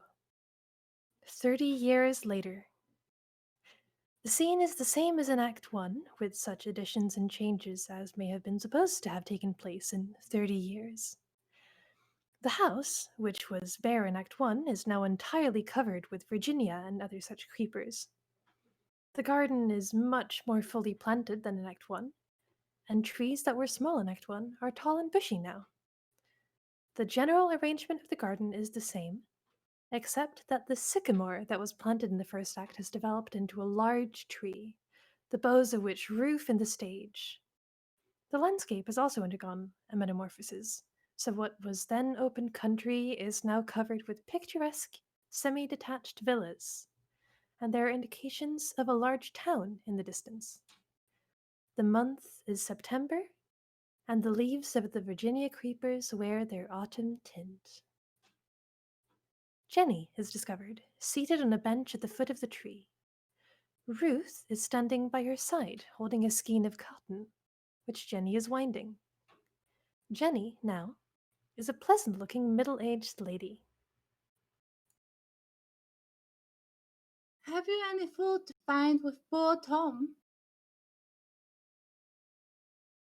No, miss, I've had no fault to find with Tom. But a girl can't marry every young man she don't find fault with. Now can she, miss? Certainly not, Ruth, but Tom seems to think you have given some cause to believe that you are fond of him. It's like his impudence, miss, to say so. Fond of him, indeed. He hasn't said so, Ruth, but I'm quite sure he thinks so. I have noticed of late that you have taken a foolish pleasure in playing fast and loose with poor Tom, and this has made him very unhappy indeed. So much so that I think it is very likely he will make up his mind to leave my service altogether. Oh, miss, if Tom can make up his mind to go, I'm sure I wouldn't stand in his way for worlds. But I think you would be sorry if he did. Oh, yes, miss. I should be sorry to part with Tom. Then I think it's only right to tell you that the foolish fellow talks about enlisting for a soldier. And if he does it at all, he would do it tonight. Oh, miss, for that, I do like Tom very much indeed. But if he wants to list, of course he is his own master. And if he's really fond of me, what does he want to go and list for? One would think he would like to be where he could talk to me and look to me. Odd times. I'm sure I don't want Tom to go and list. Then take the advice of an old lady who knows something of these matters and tell him before it's too late, you foolish, foolish girl. Ah, Ruth, I've no right to be hard on you. I've been a young and foolish girl like yourself in my time, and I've done many thoughtless things that I've learned to be very sorry for. I'm not reproaching you, but I'm speaking out of the fullness of my experience, and take my word for it, if you treat poor Tom lightly, you may live to be very sorry for it too. She takes her hand. There, I am not angry with you, my dear. But if I'd taken the advice I'm giving you, I shouldn't be a lonely lady at a time of life when a good husband has its greatest value. The door rings. Go on, go and see who's at the gate. Jenny exits. Ruth goes to the gate, wiping her teary eyes on her apron. And when she opens it, Spreadbrow enters, or now Sir Henry Spreadbrow. My dear, is this Mr. Braybrookes? Yes, sir. Is he at home? No, sir, he is not. But mistress is. Will you give your mistress my card? He feels Dear for me. his card case. Dear me, I've left my cards at home. Never mind. You tell your mistress that a gentleman will be greatly indebted to her if she will kindly spare him a few minutes of her time. Do you think you can charge yourself with that message? Mistress is in the garden, sir. I'll run and tell her if you'll take a seat. Ruth exits, and Spreadbrow sits down. Well, I didn't make up my mind to pass this old house without framing an excuse to take a peep at it. Very nice, very pretty, but dear me, on a very much smaller scale than I fancied. Remarkable changes in 30 years. He rises and walks around the trees, looking about. Why, this place is a town, and a railway runs right through it. And this is really the old garden which I spent so many pleasant hours. Poor little Jenny. I wonder what's become of her. Pretty little girl, but with a tendency to stoutness. If she's alive, I'll be bound she's fat. So this is Mr. Braybrook's, is it? I wonder who Braybrook is. I don't remember any family of that name hereabouts. This, I suppose, is Mrs. Braybrook. Now, how in the world am I to account for my visit? Jenny enters. She curtsies formally, and he bows. I beg your pardon. I hardly know how to explain this intrusion. Perhaps I had better state my facts. They will plead my apology. I am an old Indian civilian who, having returned to England after many years' absence, is whiling away a day in this native place and amusing himself with polishing old memories. Bright enough once, but sadly tarnished. Sadly tarnished. Indeed? May I hope that you have succeeded? Indifferently well, indifferently well. The fact is, I hardly know where I am, for all my old landmarks are swept away. I assure you I am within the mark when I say that this house is positively the only place I can identify. The town has increased very rapidly of late. Rapidly. When I left, there were not 20 houses in the place, but that was long before your time. I left a village, I find a town. I left a beadle, I find a mayor and corporation. I left a pump, I find a statue to a borough member. The inn is a palace hotel company. The almshouse is a county jail. The pound is a police station, and the common a colony of semi-detached bungalows. Everything changed, including myself. Everything new, except myself. I shall be glad to offer you any assistance in my power. I should be a good guide, for I have lived here 32 years. 32 years? Is it possible? Then surely I ought to know you. He feels for his glasses. My name is Spreadbrow, Sir Henry Spreadbrow. Spreadbrow? Jenny puts on her spectacles. Is it possible? Why, my very dear old friend. She offers him both her hands.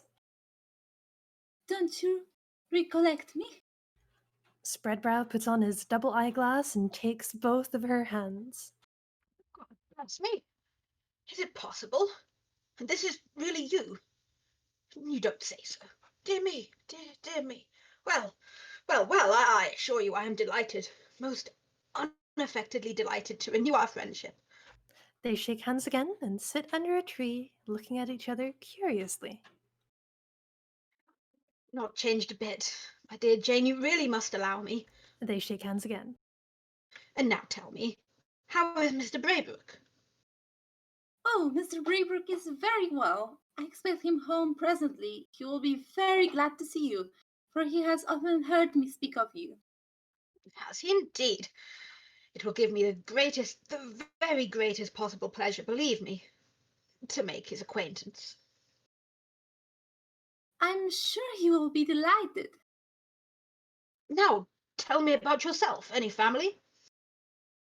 I beg your pardon, Any family? Mr. Braybrook? Well, yes. Mr. Braybrook is a bachelor. A bachelor? Then let me understand, I'm not speaking to Mrs. Braybrook. No, indeed you are not. Mr. Braybrook is my nephew. The place belongs to him now. Oh, then, my dear Jane, may I ask who you are? I am not married. Not married? No, I keep house for my nephew. Why? You don't mean to sit there and look at me in the face and tell me, after 30 years, that you are still Jane Northbrook? Northcott. Northcott, of course, I beg your pardon. I should have said Northcott. And you are not Mrs. Braybrooke? You're not even married? Why? What were they about? What were they about? Not married? Well, now, do you know, I am very sorry to hear that. I am really more sorry and disappointed than I can tell you. She looked surprised and rather hurt at this. You'd have made an admirable wife, Jane, and an admirable mother. I can't tell you how sorry I am to find that you are still Jane Northbrook. I should say Northcott. The same in name, much changed in everything else. Changed? Not a bit. I won't hear of it.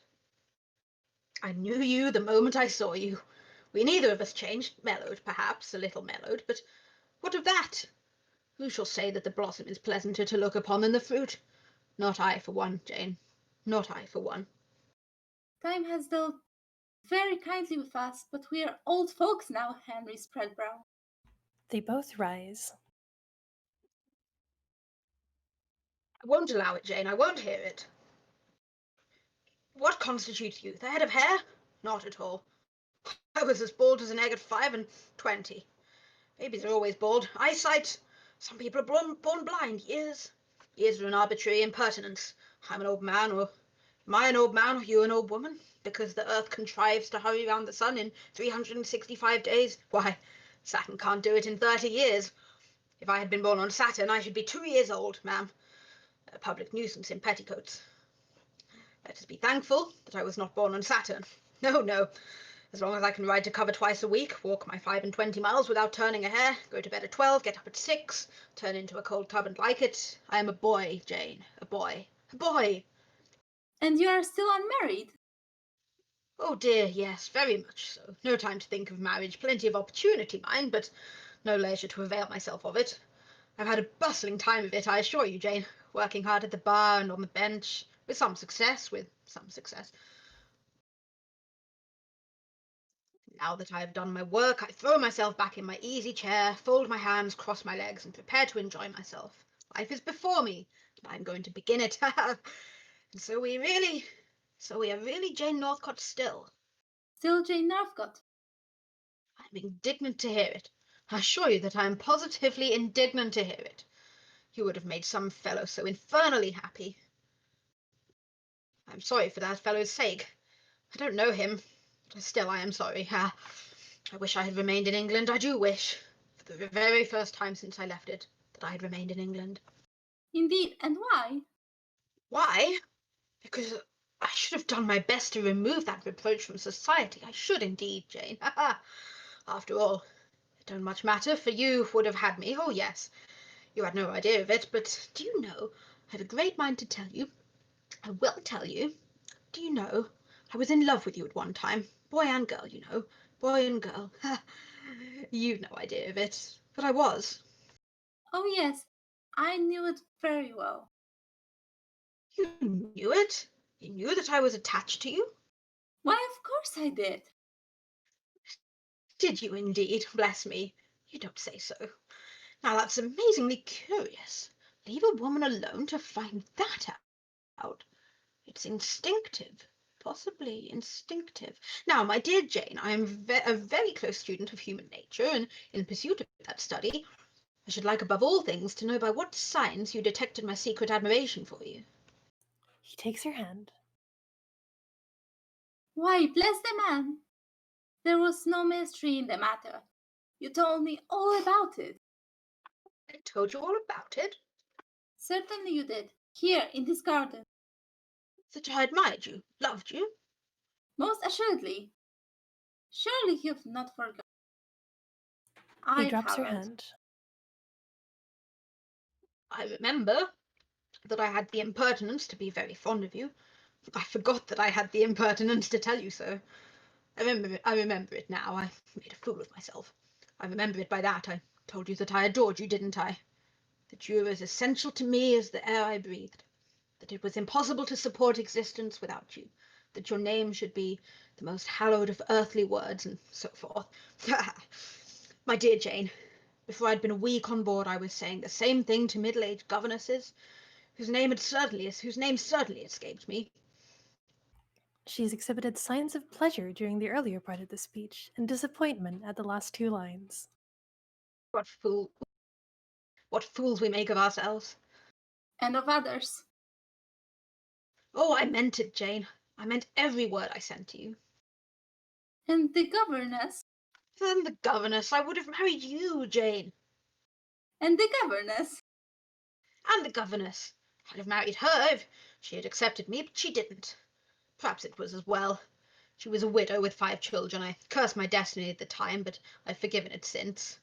I offered her my hand countless times, but I'm glad I didn't do it, as I found it quite useful in my profession. He looks round and Jenny stands watching him. The place has changed a good deal since my time. Improved. We've all 3 improved. I don't quite like this tree, though. It's in the way. What is it? A kind of beech, isn't it? No, it's a sycamore. Ha! I don't understand English trees, but it's a curious place for a big tree like this, just outside the drawing-room window. Isn't it in the way? It is rather in the way. I don't like a tree before a window. It checks the current of fresh air, don't you find that? It does check the current of fresh air. And then the leaves blow into the house in autumn, and that's a nuisance. And besides, it impedes the view. It is certainly open to these objections. Then cut it down, my dear Jane. Why don't you cut it down? Cut it down? I wouldn't cut it down for worlds. That tree is identified in my mind with many happy recollections. Remarkable the influence exercised by associations over a woman's mind. Observe. You take a house, mainly because it commands a beautiful view. You apportion the rooms principally with reference to that view. You lay out your garden at great expense to harmonize with that view, and having brought that view into the very best of all possible conditions for the full enjoyment of it, you allow a gigantic and wholly irrelevant tree to block it all out for the sake of sentimental ghost of some dead and gone sentimental reality. Take my advice and have it down. If I had had anything to do with it, you would never have planted it. I shouldn't have allowed it. You had so much to do with it. It was planted there at your suggestion. Mine? Never saw it before in my life. We planted it together 30 years ago, the day you sailed for India. It appears to me that that was a very eventful day in my career. We planted it together. I've no recollection of having ever planted a gigantic sycamore anywhere. But we did it together. Why, it would take a dozen men to move it. It was a sapling then. You cut it for me. From the old sycamore in the old garden at Hampstead. Why, I remember I went to London expressly to get it for you. And the next day I called to say goodbye. I found you planting it, and I helped. And as I was helping, I found an opportunity to seize your hand. He seizes her hand. I grasped it, pressed it to my lips. He presses it to her lips. And I said, my dear, dear Jenny. And suddenly drops her hand. And so forth. Never mind what I said, but I meant it. I meant it. Ha ha!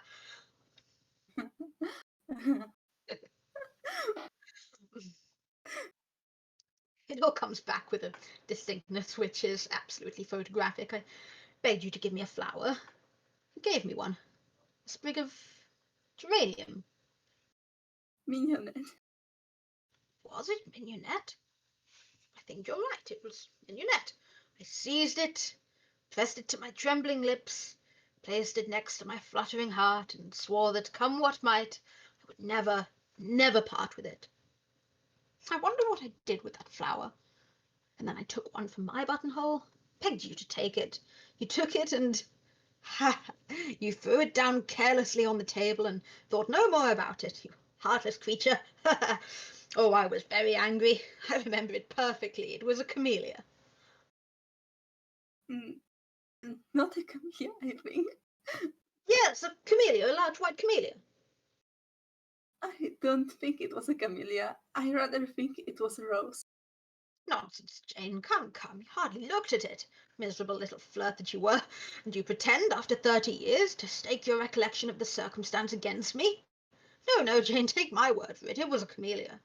I'm sure it was Rose. No, I'm sure it was a camellia. Indeed, indeed it was Rose. She takes out a withered rose from a pocketbook, much to Spreadbrow's impressment. He looks at it and at her and seems incredibly affected. Why, Jane, my dear Jane, you don't mean to say that this is the very flower? That is the very flower. Strange. You seem to attach no value to it when I gave it to you. You threw it away as something utterly insignificant. And when I leave, you pick it up and keep it for 30 years? My dear Jane, how like a woman. And this is the flower I gave you, pressed it to your lips, and swore that wherever for your good or ill fortune might carry you, you would never part with it, and you quite forgot what became of it. My dear Harry, how like a man! I was deceived, my dear Jane, deceived. I had no idea that you attached so much value to my flower. We were both deceived, Henry Spreadbrow. Then it is possible that in treating me as you did, Jane, you were acting a part. We were both acting parts. But the play is over and there's an end of it. Let us talk of something else. No, no, Janet. The play is not over. But I will talk of nothing else. The play is not nearly over. My dear Jane. The music starts. He rises and takes her hand. My very dear Jane. Believe me, for I speak from my hardened old heart, so far from the play being over, the serious interest is only just beginning. He takes her hand in his, brings it to his lips, kisses it, and they walk together, hand in hand, towards the house. Curtains.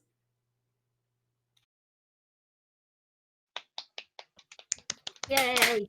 Well, that was great. Yay! That was great. You did really great. Fuck. That was Hell fun. yeah! Oh, Ouch. Hell yeah! Awkward. Ow. Ow, my heart. Fuck. Absolute You mood. must remember Good. this. A kiss is just a kiss. A sigh is just a sigh. The fundamental things of love as time goes by. Exactly. God. I hope I wasn't the only one in tears during the play. You definitely were No. not. No, not at all.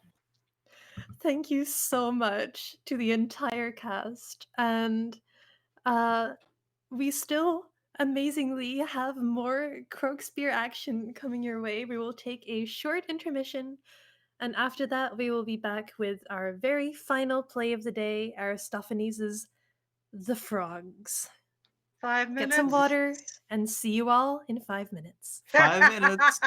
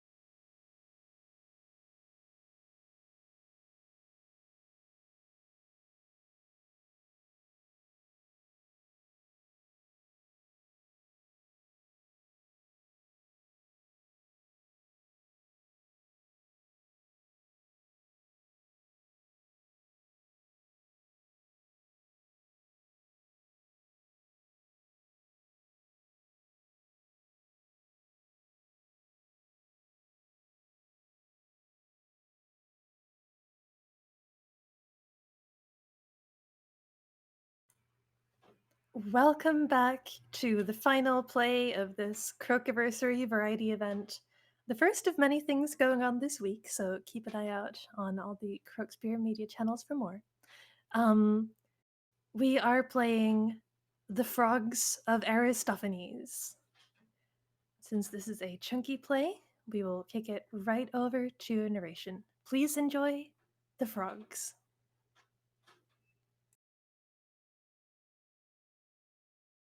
Shall I crack any of those old jokes, Master, at which the audience never failed to laugh? Aye, what you will, except I'm getting crushed. Fight shy of that. I'm sick of that already. Nothing else smart? Aye, save my shoulder's aching. Come now, that comical joke? With all my heart. Only be careful not to shift your pole and What? vow that you've a bellyache. May I not say I'm overburdened so that if none ease me, I must ease myself? Mercy's sake, not till I'm going to vomit. What, must I bear these burdens and not make one of the jokes Amipsius and Lysis and Phrynicus in every play they write, put in the mouths of all their burden bearers? Make them no. I tell you, when I see their plays and hear those jokes, I come away more than a 12-month older than I went. Thrice unlucky neck of mine, which now is getting crushed, yet must not crack its joke.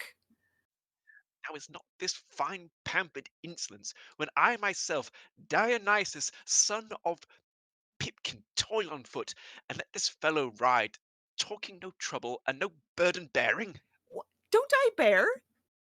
How can you when you're riding? Why, I bear these How? most unwillingly. Does not the donkey bear the load you're bearing? Not what I bear myself, by Zeus, not he. How can you bear when you are born yourself? Don't know, but anyhow, my shoulder's aching. Then since you say the donkey helps you not, you lift him up and carry him in turn. Hang it all. Why didn't I fight at sea? You should have smarted bitterly for this. Down, you rascal! I've been trudging on till now I've reached the portal, where I'm going to first turn in. Boy, I say there, boy! Who banged the door? How like a prancing centaur he drove against it. Oh, mercy me. What's this? Boy, Yes? did you observe What? how alarmed he is? Aye, truly, lest you've lost your wits. Oh, by Demeter! I can't choose but to laugh. Biting my lips won't stop me. Pray you come hither. I have need of you. I vow I can't help laughing. I can't help it. A lion's hide upon a yellow skin, a club and a buskin.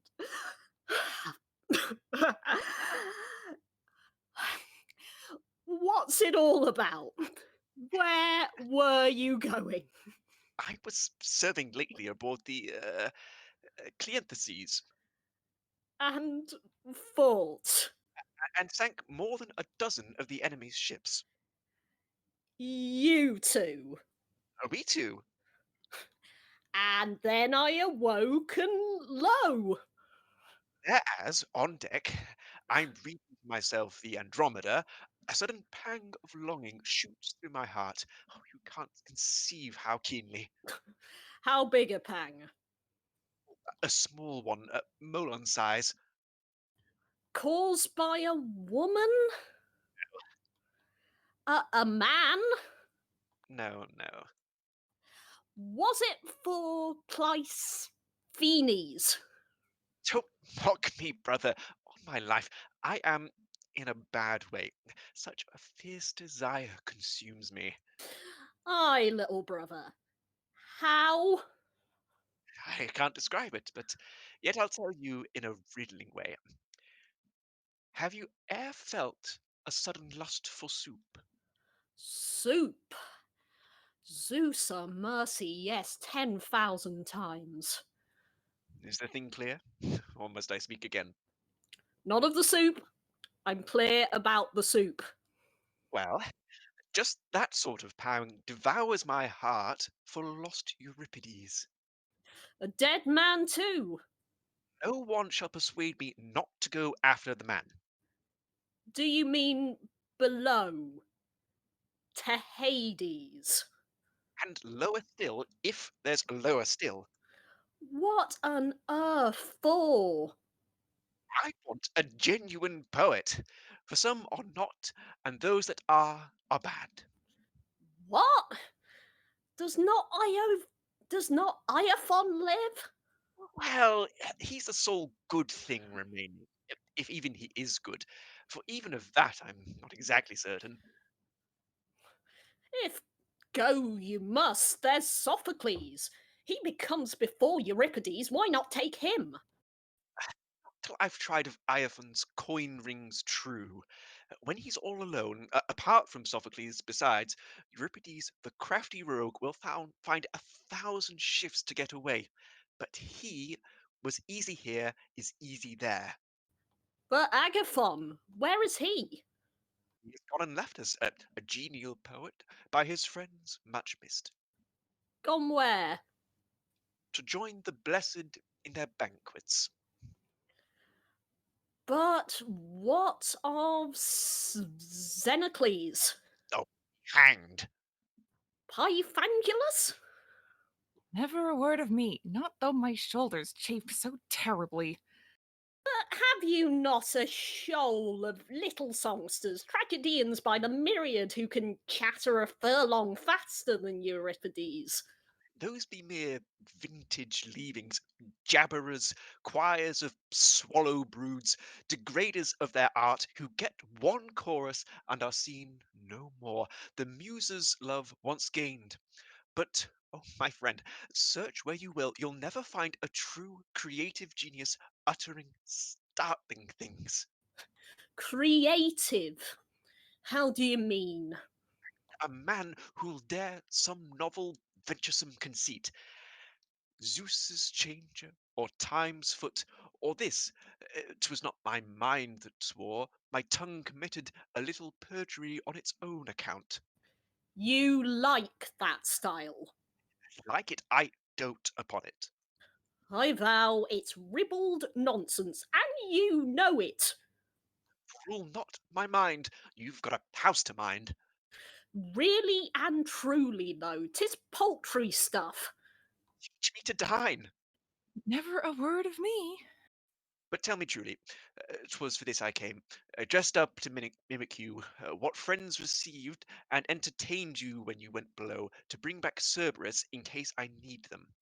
And tell me too, the havens, fountains, shops, roads, resting places, stews, refreshment rooms, towns, lodgings, hostesses, with whom were found the fewest But bugs. never a word of me. You are really game to go. Drop that, can't you? And tell me this, of all the roads you know, which is the quickest way to get to Hades?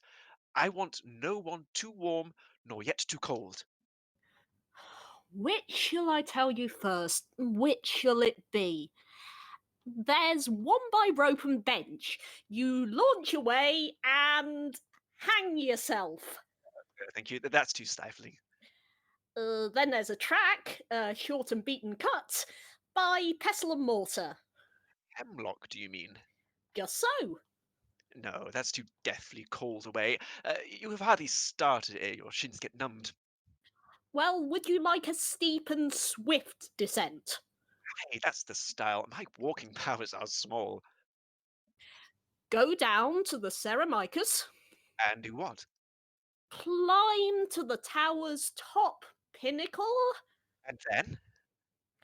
observe the torch race started, and when all the multitude is shouting, "Let them go!" let yourself go Go with her. to the ground. Oh, that would break my brains to envelopes. I'll not try that. Which will you try? The way you went yourself. A parlous voyage. For the first, you'll come to an enormous lake of fathomless depths. How am I to cross? An ancient mariner will row you over, in a wee boat so big the fare's 2 obbles. Aye, the power 2 obbles have the whole world through. How came they thither? Theseus took them down. And next you'll see great snakes and savage monsters in tens of thousands. You needn't try to scare me. I'm going to go. Then weltering seas of filth and ever rippling dung, and plunge therein whoso has wronged the stranger here on earth, or robbed his boy love of promised pay, or swinged his mother, or profanely smitten his father's cheek, or sworn an oath forsworn, or copied out a speech of Morsimus. There too, Pedai, should he be plunged, whoe'er has danced the sword dance of Synesius. And next, the breath of flutes will float around you, and the glorious sunshine such as ours you'll see. And myrtle groves and happy bands who clap their hands in triumph, men and women too. And who are they? The happy mystic bands. And I'm the donkey in the mystery show. But I'll not stand it, not 1 instant longer. Who'll tell you everything you want to know. You'll find them dwelling close beside the road. You're going to travel just at Pluto's gate. And fare thee well, my brother. And to you a good cheer. Now, Sirrah, pick up you those traps. Before I've put them down? And quickly too. No, prithee, no. But hire a body, one they're carrying out on purpose for the trip. I can't find one. Then I'll take them. Good. Ansi, they are carrying out a body now. Hello, you there, you dead men. Are you willing to carry down our little traps to Hades? What are they? These. Should 2 drachmas for the job? Oh, nay, that's too much. Out of the pathway, yo. Pishrew the. Stop. Maybe we'll strike a bargain. Pay me 2 drachmas, or it's no use talking. 1.5. I'd never live again. How absolute the knave is. He be hanged. I'll go myself. You're the right sort, my man. Now to the ferry. Yo up, layer 2. Whatever's that? Why, that's the lake, by Zeus, whereof he spake, and yon's the ferry boat. Poseidon, yes. And that old fellow's Charon. Charon, oh, welcome, Charon, welcome, Charon. Who's for the rest from every pain and ill? Who's for the Leith's plain, the donkey shearings? Who's for Siberia, Taenarum, or the ravens? Aye. Hurry in. But where are you going, really? In truth to the ravens? Aye, for your behoof. Step in. Now, lad. A slave? I take no slave unless he has fought for his body rights at sea. I couldn't go. I'd got the eye disease. Then fetch a circuit round about the lake. Where must I wait? Beside the withering stone, hard by the rest. You understand? Too well. Oh, what ill omen crossed me as I started. Sit to the oar. Who else for the boat? Be quick. Aye? What are you doing? What am I doing? Sitting on to the oar. You told me to yourself. Now sit you there, you little podgut. So? Now stretch your arms full length before you. So? Come, don't keep fooling. Plant your feet and now pull with a will. But why? How am I to pull? I'm not an oarsman, a seaman, a Salaminian. I can't. You can. Just dip your oar in once. You'll hear the loveliest timing songs. What from? Frog swans, most wonderful. Give the word. Heave ahoy! Heave ahoy!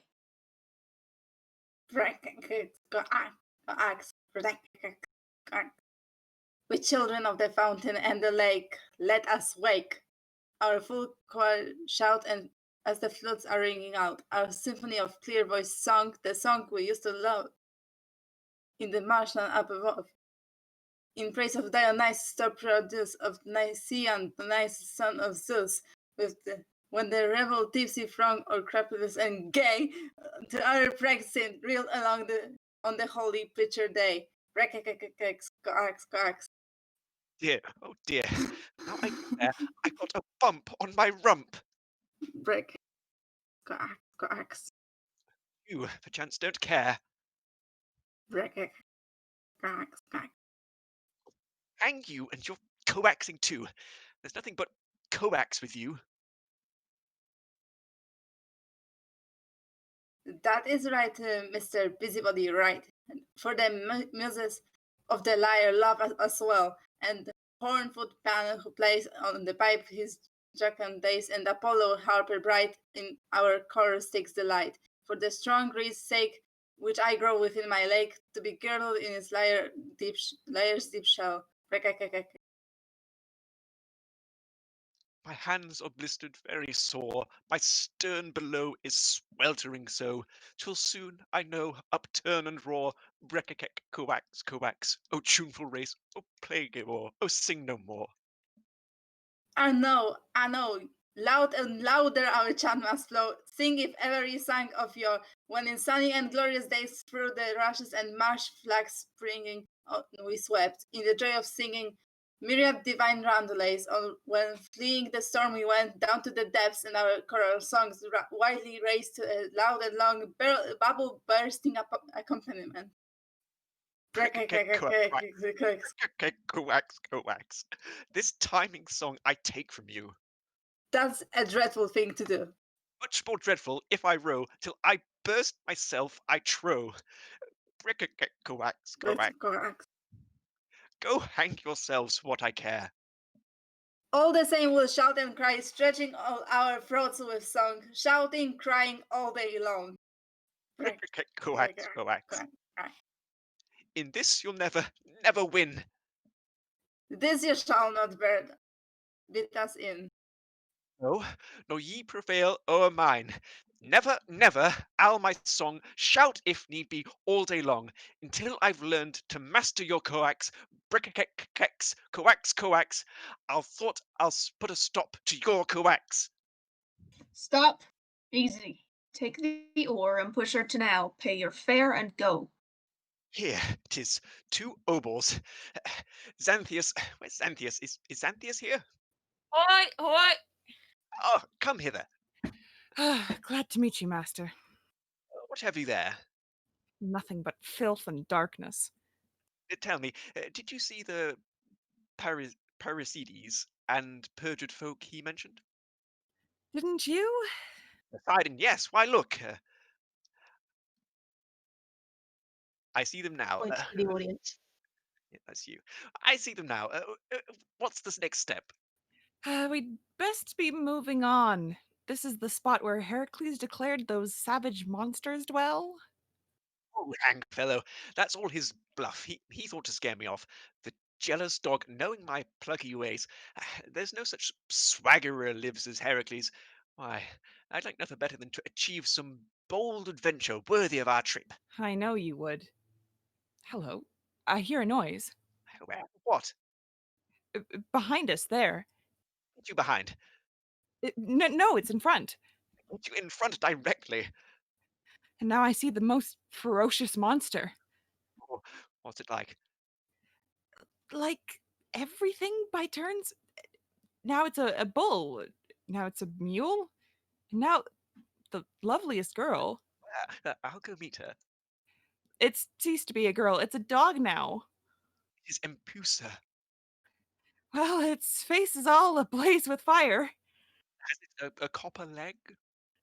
A copper leg, yes, one of cow dung. Oh, whither shall I flee? Oh, whither I? My priest, protect me, and we'll sup together. King Heracles, we're done for. Oh, forbear. Good fellow, call me anything but that. Well then, Dionysus. That's worse again. Aye, go thy way. Oh, master, here, come here. Oh, what's up now? Take courage. All's serene, and like Hegelicus, we now may say, out of the storm there comes a fine new weather. Empress is gone. Swear it. By Zeus she is. Swear it again.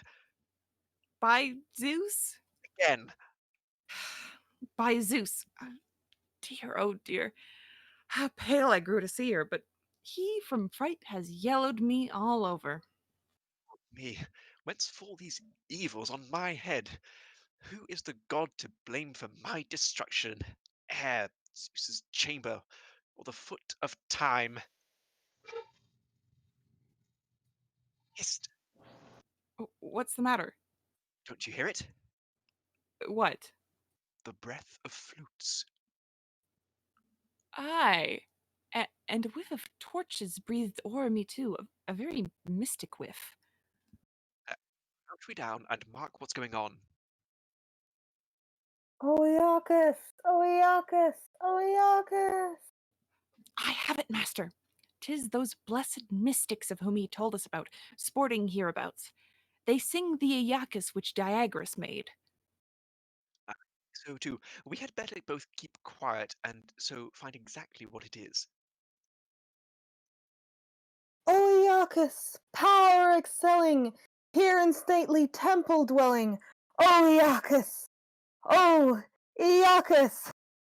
Come to tread this verdant level, come to dance in this mystic revel. Come whilst round thy forehead hurtles many a wreath of fruitful myrtles. Come with wild and saucy paces, mingling in our joyous dance. Pure and holy which embraces all the charms of all the graces. When the mystic choir advances. Holy and sacred Queen Demeter's daughter. Oh, what a jolly whiff of pork breathed o'er me.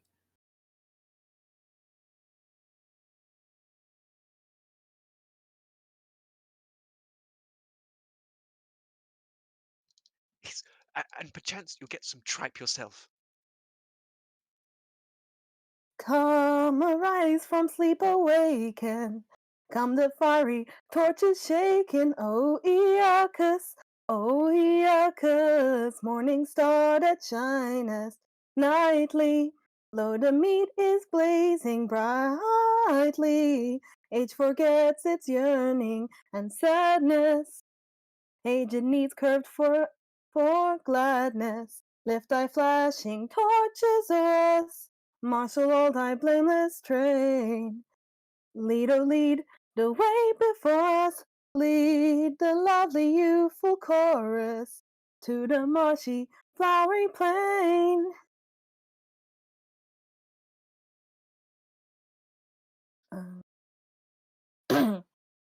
All evil thoughts and profane be still. Far hence from our choirs depart.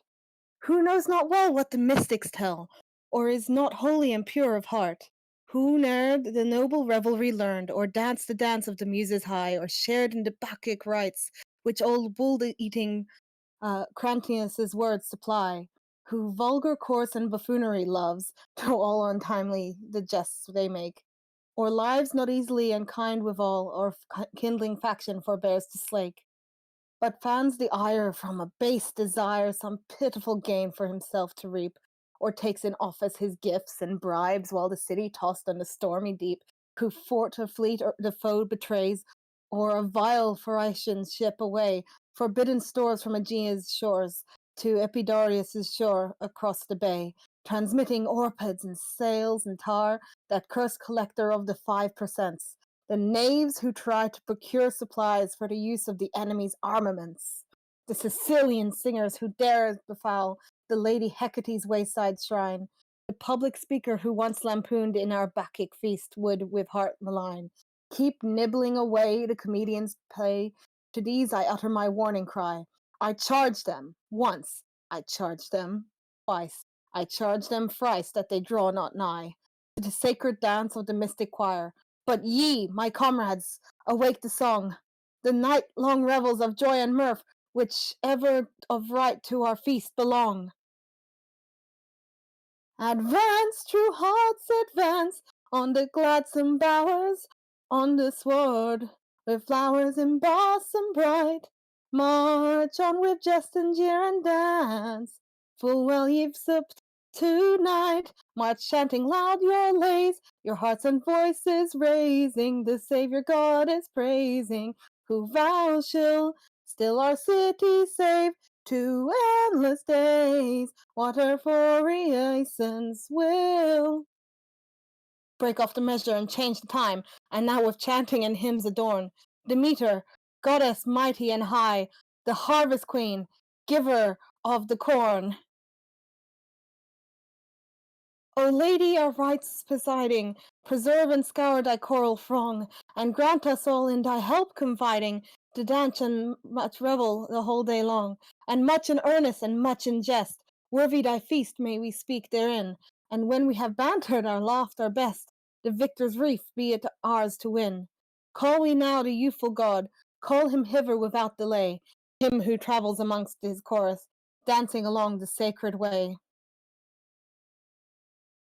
O come the joy of thy festival song, O come the goddess, O mix our throng, untired the journey be never so long.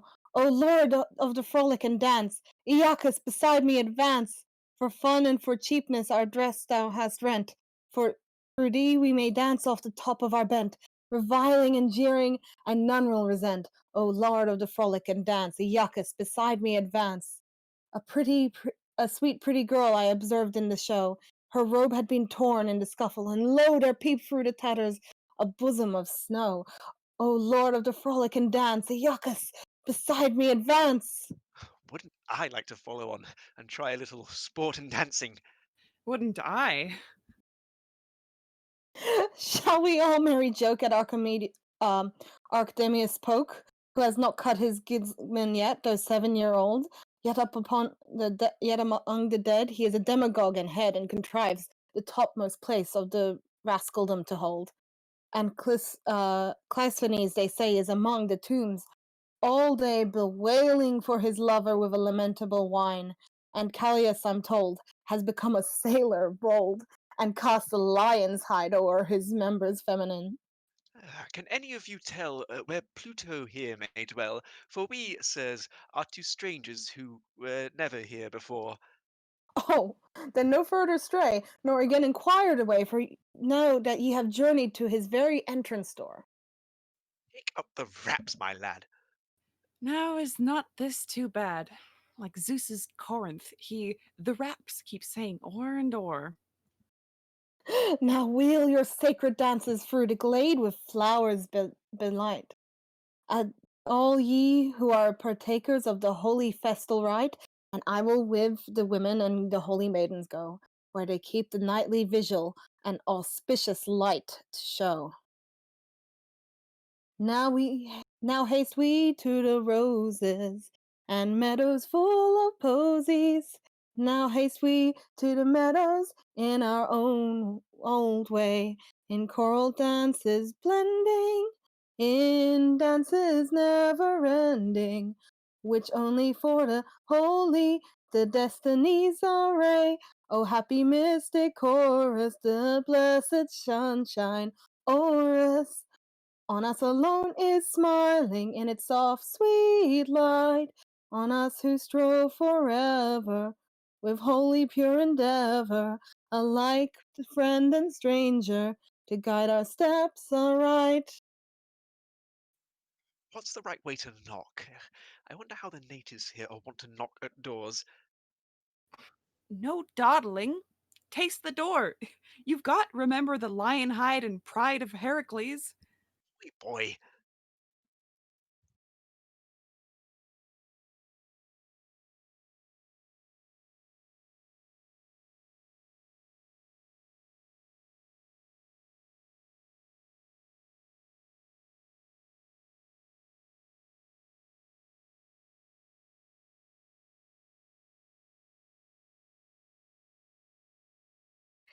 Who's there?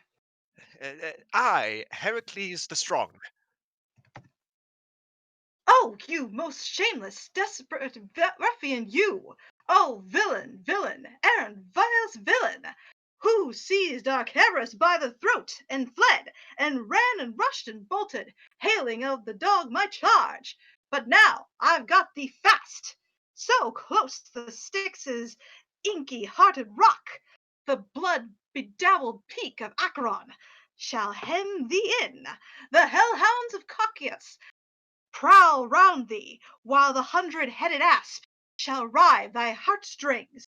The Tartesian lamprey prey on thy lungs, and those Itherian gorgons mangle and tear thy kidneys, mauling them, entrails and all, into one bloody mash. I'll speed a running foot to fetch them hither. Hello, what now?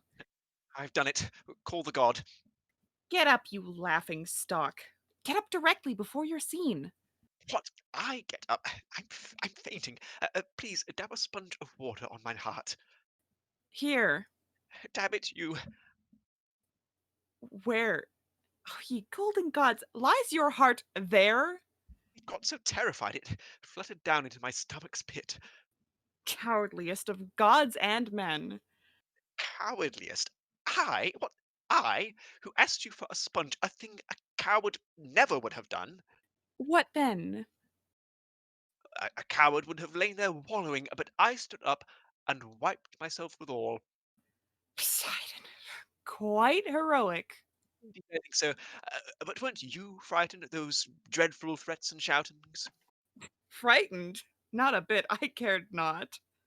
Then, if you're so very brave a man, will you be I, and take the hero's club and lion's skin, since you're so monstrous plucky, and I'll be down the slave and bear the luggage.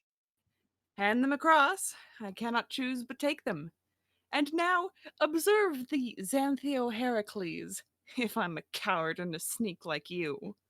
Nay, you're the rogue from Melites' own self, and I'll pick up and carry the traps.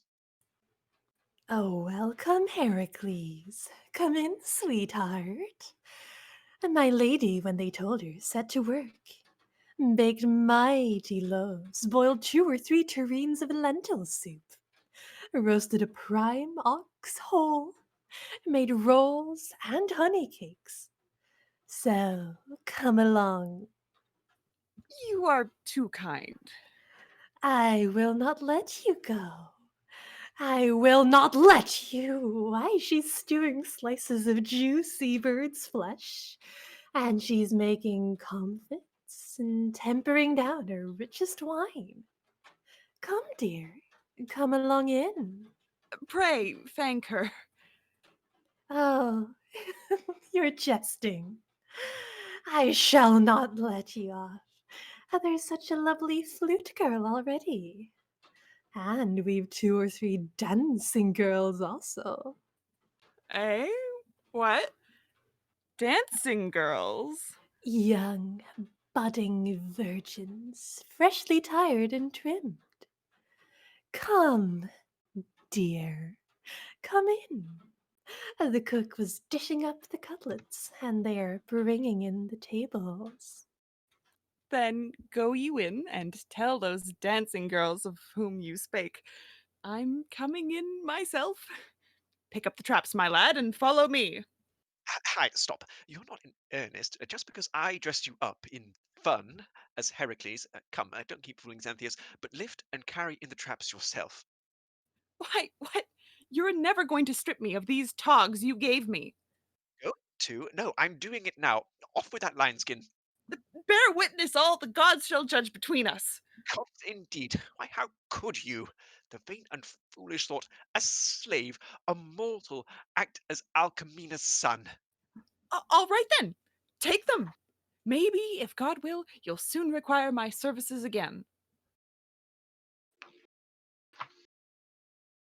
This is the part of a dexterous, clever man with his wits about him ever, one who has traveled the world to see, always to shift and to keep through all, close to the sunny side of the wall, not like a pictured block to be standing always in one position, nay to veer with expedition, and ever to catch the favoring breeze.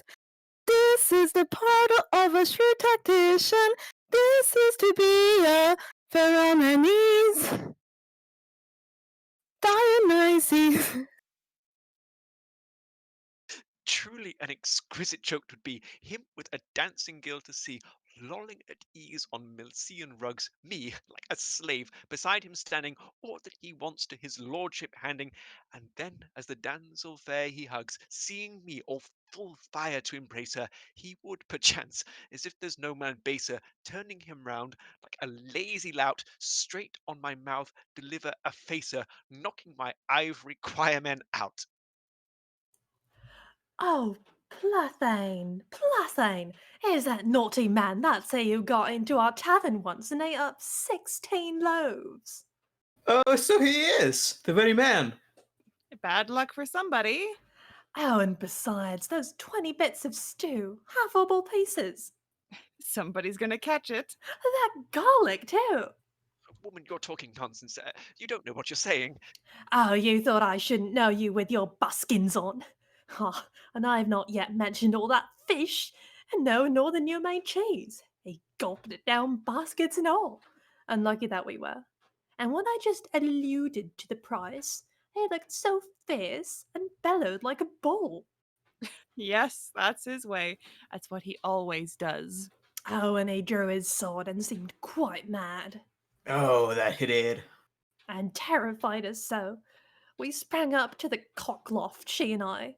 Then out he hurled, decamping with the rugs. That's his way too. Oh, but something must be done. Quick, run and call my patron Cleon here. Oh, if you meet him, call Hyperbolus. We'll pay you out today. Oh, filthy throat. Oh, how I'd like to take a stone and hack those grinders out with which you chawed my wares. I'd like to pitch you in the dead man's pit. I'd like to get a reaping hook and scoop that gullet out with which you gorge my tripe. But I'll to Cleon. He'll soon serve his writs. He'll twist it out of you today, he will.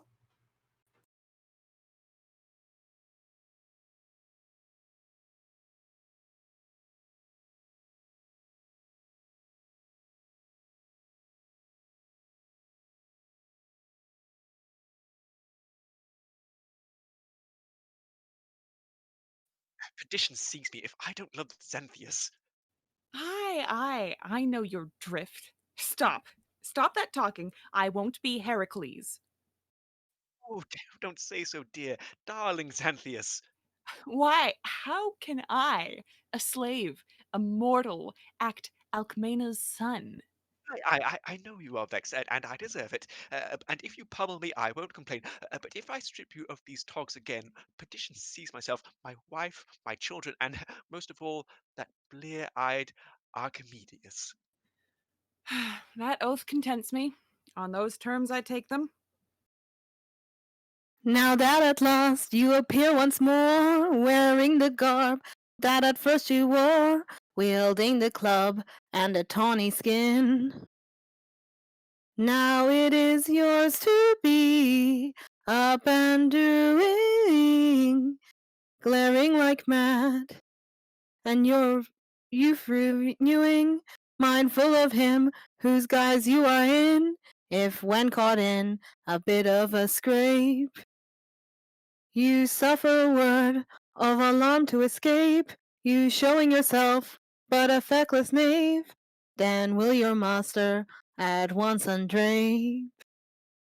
You'll again be the toiling slave. There, I admit, you've given to me a capital hint, and the like idea, friends, had occurred to myself before. Truly, if anything good befell, he would be wanting, I know full well, wanting to take to the togs once more. Nevertheless, while I'm in these I'm vested, ne'er shall you find me craven-crested. No, for a dittany look I'll wear. Aye, and methinks it will soon be tested.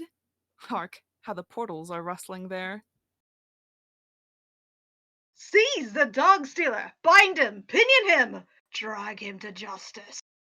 Someone's going to catch it. Hands off! Get away! Stand back! Hey, you're for fighting! Ho, Ditlius, Scablius, and Pardocus! Come hither, quick! Fight me this sturdy knave. Isn't it a shame the man should strike, and he a thief besides? A monstrous shame! Ha ha ha! A regular burning shame. But by the Lord Zeus, if ever I was here before, if ever I stole 1 hair's worth from you, let me die. And now I'll make you a right noble offer. Arrest my lad. Torture him as you will, and if you find I'm guilty, take and kill me. Ha ha ha! Torture him? How? In any mode you please. Pile bricks upon him, stuff his nose with acid, flay, rack him, hoist him, flog him with a scourge of prickly bristles, only not with this, a soft-leaved onion or a tender leek. A fair proposal. If I strike too hard and maim the boy, I'll make you compensation. I shan't require it. Take him out and flog him. Nay, but I'll do it here before your eye. Now then, put down the traps, and mind you speak the truth, young fellow. Oh, man, don't torture me. I am a god. You'll blame yourself hereafter if you touch me. Hello! What's that you're saying? I'd say I'm Bacchus, son of Zeus, a god, and he's the slave. You hear him? Hear him? Yes. All the more reason you should flog him well. For if he is a god, he won't perceive it. But you say that you're a god yourself, so why not you be flogged as well as I? A fair proposal, and be this the test: whichever of us two you first behold flinching or crying out, he's not the god.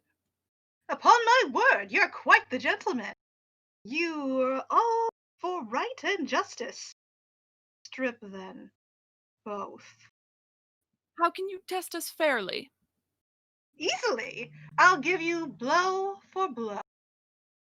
A good idea. We're ready. Now? See if you catch me flinching. I struck you. No. Well, it seems no indeed. Now then, I'll strike the other. Tell me when. I struck you. Struck me? Then why didn't I sneeze? Don't know, I'm sure. I'll try the other again. And quickly, too. Good gracious! Why, good gracious! Not hurt you, did I? No, I merely thought of the Diomede feast of Heracles. A holy man! 'Tis now the other's turn. Hi. Hello! Look at those horsemen, look. But why these tears? There's such a smell of onions. Then you don't mind it. Oh, mind it. Not a bit. Well, I must go to the other one again. Oh! Oh! Hello! Do pray pull out this thorn. What does it mean? This one's turn again. Ah! Apollo, Lord of Delos and of Pytho. He flinched. You heard him. Not at all. A jolly verse of Hipponax flashed across my mind. You don't have to it. Cut his flanks to pieces. By Zeus! Well thought on. Turn your belly here. Poseidon, There, he's flinching. who dost reign amongst the Aegean peaks and creeks and o'er the deep blue main. No, by Demeter, still I can't find out which is the god, but come ye both indoors. My lord himself and Persephonus are here. Being gods themselves, will soon find out the truth. Ha ha ha! Right. I only wish you had thought of that before you gave me these tremendous whacks. Come, muse, to our mystical course. Oh, come to the joy of my song. Oh, see on the benches before us that countless and wonderful throng. where wits by the thousands abide, with more than a Cleophan's pride. On the lips of that foreigner base of Athens, the bane and disgrace, there is shrieking his kinsman by race, the garrulous swallow of Thrace. From that perch of exotic descent, rejoicing her sorrow to vent, she pours her spirit's content, a nightingale's woeful lament, that e'en though the voting be equal, his ruin will soon be the sequel. Well, it suits the holy chorus evermore with counsel wise to extort and teach the city. This we therefore now advise. End the townsmen apprehensions. Equalize the rights of all. If by fierce wrestlings some perchance sustain a fall, yet to these 'tis surely open, having put away their sin, for their slips and vacillations, pardon at your hands to win. Give your brethren back their franchise. Sin and shame it were that slaves, who have once with stern devotion fought your battle on the waves, should be straightway lords and masters. Yea, plantains fully blown. Not that this deserves our censure. There I praise you. There alone has the city in her anguish policy and wisdom shown. Nay, but these, of old accustomed on our ships to fight and win, they, their fathers too before them, these are very kith and kin. You should likewise, when they ask you, pardon for their single sin. O by nature best and wisest, O relax your jealous ire. Let us all the world as kinsfolk and citizens acquire, all who on our ships will battle well and bravely by our side, if we cocker up our city, narrowing her with senseless pride. Now when she is rocked and reeling in the cradles of the sea, here again will after ages deem we acted brainlessly. And oh, if I'm able to scan his habits for life of a man, who shall rue his iniquity soon, not long shall that little baboon, that Cleogenes shifty and small, the wickedest bathman of all, who are lords of this earth, which is brought from the isle of Cymus and wrought with nitre and lye into soap. Not long shall he vex us, I hope. And this the unlucky one knows, yet venture a peace to oppose, and being addicted to blows, he carries a stick as he goes, lest while he is tipsy and reeling, some robber his cloak should be stealing. Often has it crossed my fancy that the city loves to deal with the very best and noblest members of her commonweal, just as with our ancient coinage and the newly minted gold, yea, for these are sterling pieces, all of pure Athenian mould, all of perfect dye and metal, and the fairest of the fair, all of workmanship unequaled, proved, and valued everywhere. Both amongst our Hellenes and barbarians far away, these were not but worthless pinchbeck coins of yesterday. Vilest dye and basest metal now we have always used instead.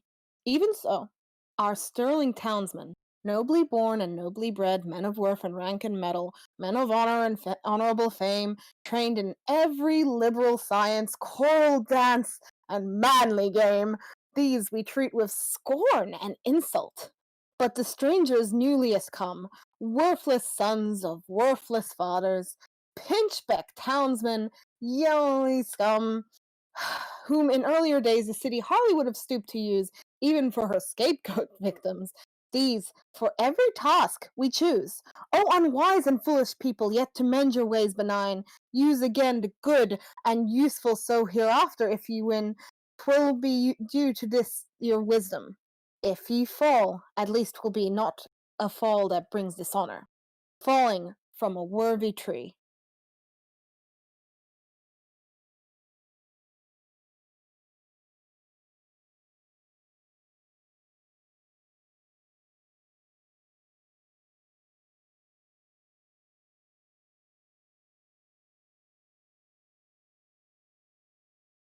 By Zeus the Savior, quite the gentleman your master is.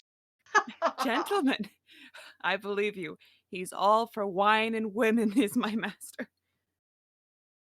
But not to have flogged you when the truth came out, that you, the slave, were passing off as a master.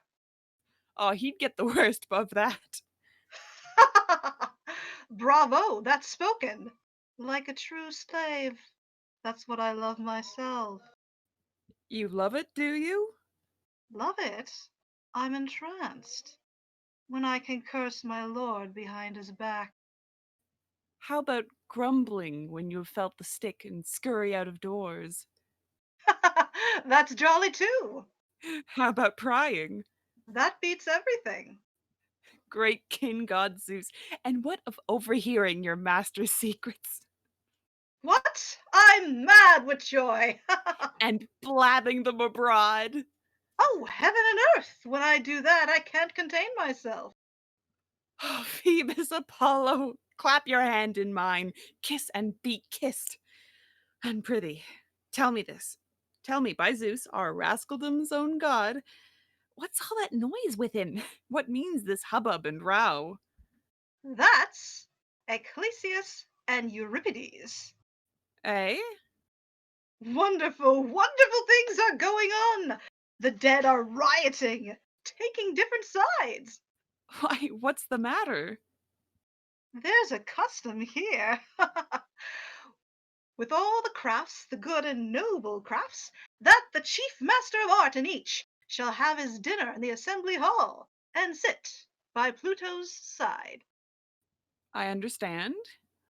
Until another comes, more wise than he, in the same art, then must give the first way. And how has this disturbed our Aeschylus?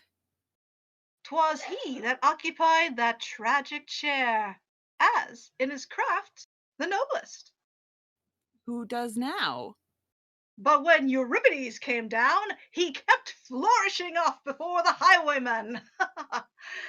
Thieves, burglars, parricides, these form our mob in Hades.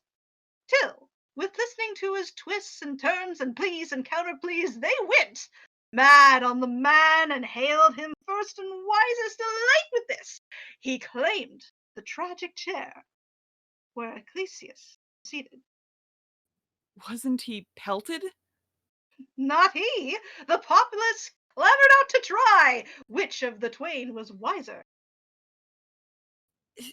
You mean the rascals? Aye, as high as heaven. But were there none to side with Aeschylus? Scanty and sparse the good. The same as here. And what does Pluto now propose to do? He means to hold a tournament and bring their tragedies to the But Sophocles, how came not he to claim the tragic chair? claim it, not he. When he came down, he kissed with reverence Ecclesias and clasped his hand and yielded willingly the chair to him. But now he's going, says Cleidimides, to sit third man, and then, if Ecclesias wins, he'll stay content. If not, for his art's sake, he'll fight to the death against Euripides. Will it come off? Oh yes, by Zeus directly. And then, I hear, will wonderful things be done. The art poetic will be weighed in scale. What? Weigh out tragedy like butcher's meat? Levels they bring, and measuring tapes for words, and molded oblong. Is it bricks they're making? Wedges and compasses, for Euripides vows that he'll test the drama word by word. Oh, Aeschylus chafes at this, I fancy. What? He lowered his brows, up glaring like a bull. And who's to be the judge? There came the rub. Skilled men were hard to find, for with the Athenians, Ecclesias somehow did not hit it off. Too many burglars, I expect, he thought. And all the rest, he said, were trash and nonsense, to judge poetic wits, so that at last they chose your lord, an expert in the art.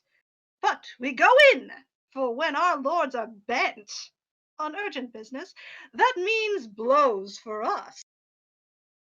Oh, surely with terrible wrath will the thunder-voiced monarch be filled when he sees his opponent beside him the tonguester, the artifice skilled, stand whetting his tusks for the fight. Oh, surely his eyes, rolling fell, will tremble with madness be fraught. Oh, then will be charging of plume-waving words with their wild floating mane, and then will be whirling of splinters and phrases smoothed down with the plain, when the man would the grand stepping maxims, the language gigantic, repel of the hero creator of thought. There will his shaggy-born crest upbristle for anger and woe. Horribly frowning and growling, his fury will launch at the foe. Huge, clamped masses of words, with exertion titanic uptearing great ship timber planks for the fray. But here will the tongue be at work, uncoiling, word testing, refining. Sophist creator of phrases, dissecting, detracting, maligning, shaking the envious bits, and with subtle analysis paring the lungs' large labor away. Don't talk to me. I won't give up the chair. I say I am better in the art than he. You hear him, Aeschylus. Why don't you speak? He'll do the grand at first, the juggling trick he used to play in all his tragedies. Oh, my fine fellow, pray don't talk too big. I know the man. I've scanned him through and through. A savage creating, stubborn pulling fellow, uncurbed, unfettered, uncontrolled of speech, unperiphrastic, bombastiloquent. Ha!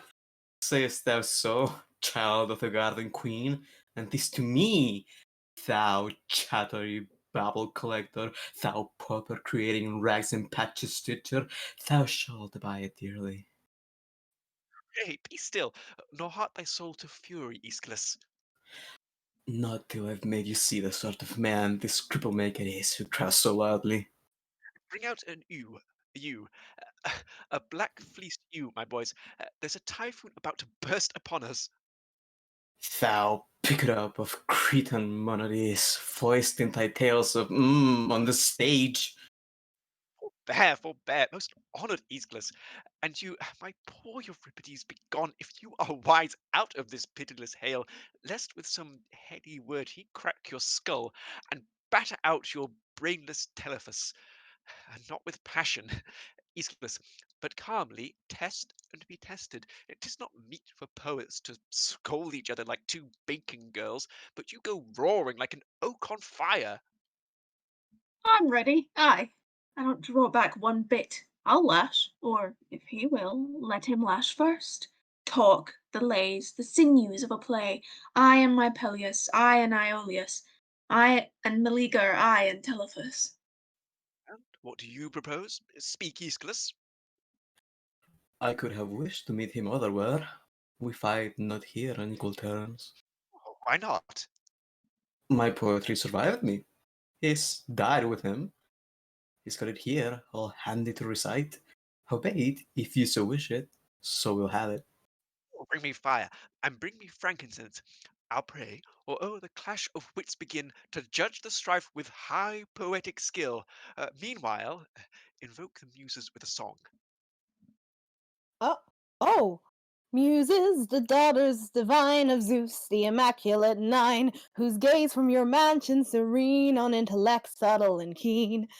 When down the tournament lists in bright polished wit they descend, with wrestling and turnings and twists in the battle of words to contend.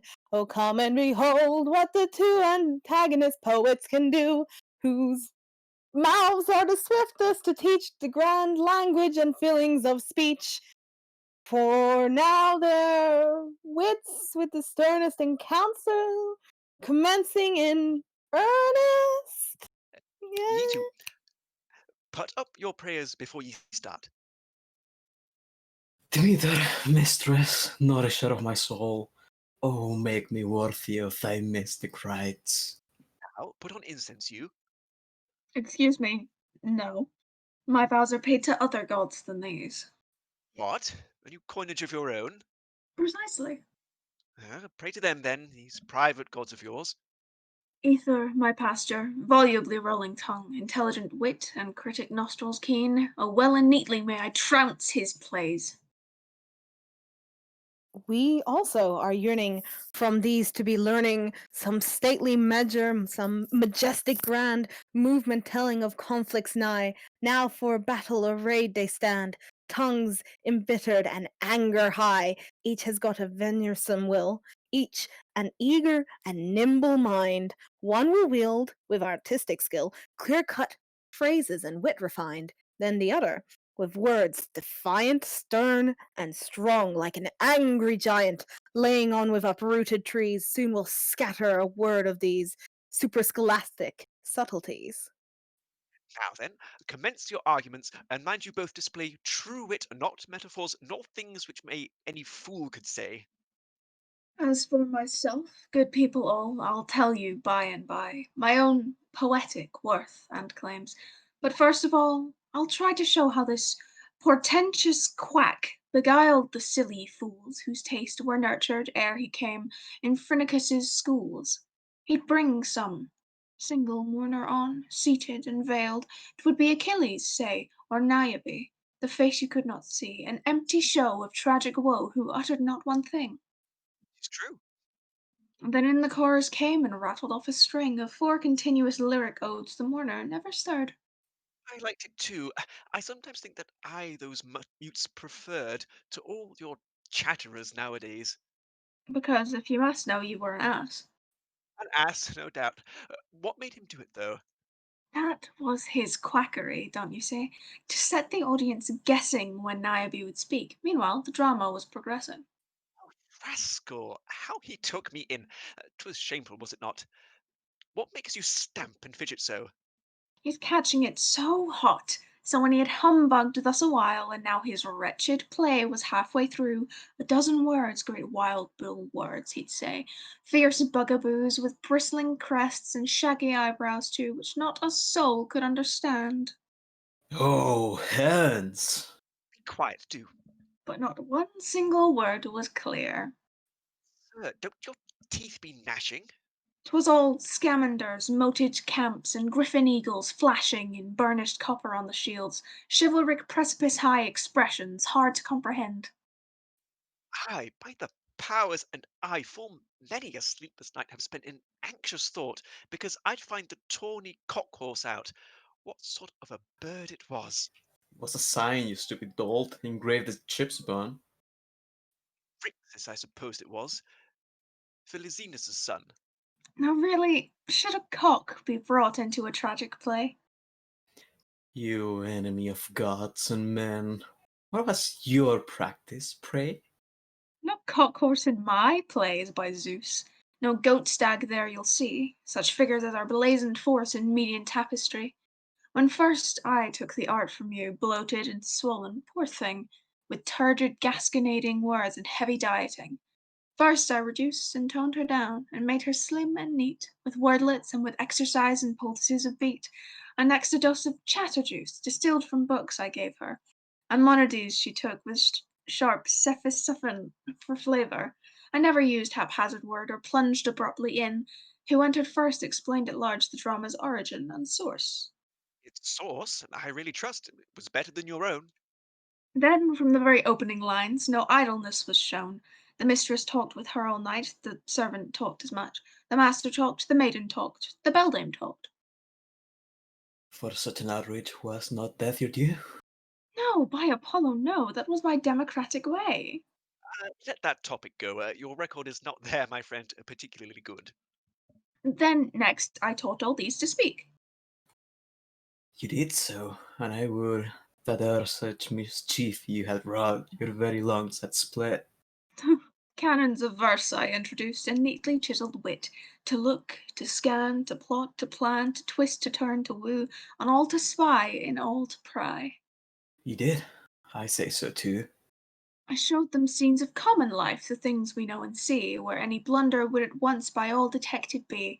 I never blustered on, or took their breath and wits away, by sicknesses or menmans clad in terrible array, with bells upon their horses' head the audience to dismay. Look at his pupils, Look at mine, and there the contrast view. Uncouth Megenitus is his, and rough Pharmisius's too. The great long-beard lance and trumpet men, fleshed hairs with the pine, but natty smart Theramenes and Cleitophon are mine. Theramenes, a clever man and wonderfully sly. Immerse him in a flood of ills, he'll soon be high and dry. A Chion with a Kappa, sir, not a Chion with a Chi. I taught them all these knowing ways by chopping logic in my plays and making all my speakers try to reason out the how and why. So now the people trace the springs, the sources, and the roots of things and manage all their households too far better than they used to do, scanning and searching what's amiss and why was that and how is this? Ay, truly never now a man comes home but he begins to scan, and to his household loudly cries, where's my pitcher? What's the matter? 'Tis dead and gone, my last year's platter. Who gnawed these olives? Bless the sprat who nibbled off the head of that. And where's the garlic vanished? Pray, I purchased only yesterday. Whereas of old our stupid youths would sit with open mouths and eyes like any dull-brained mammacooths. All this thou beholdest, Achilles our boldest, and what wilt thou reply? Draw tight the rein, lest that fiery soul of thine whirl thee out of thy listed plain. Past the olives and o'er the line, dire and grievous the charge he brings. See, thou answer him, noble heart, not with passionate bickering, shape thy course with sailor's art. Reef the canvas, shorten the sails, shift them edgewise to shun the gales. When the breezes are soft and low, then, well under control, you'll go quick and quicker to strike the foe.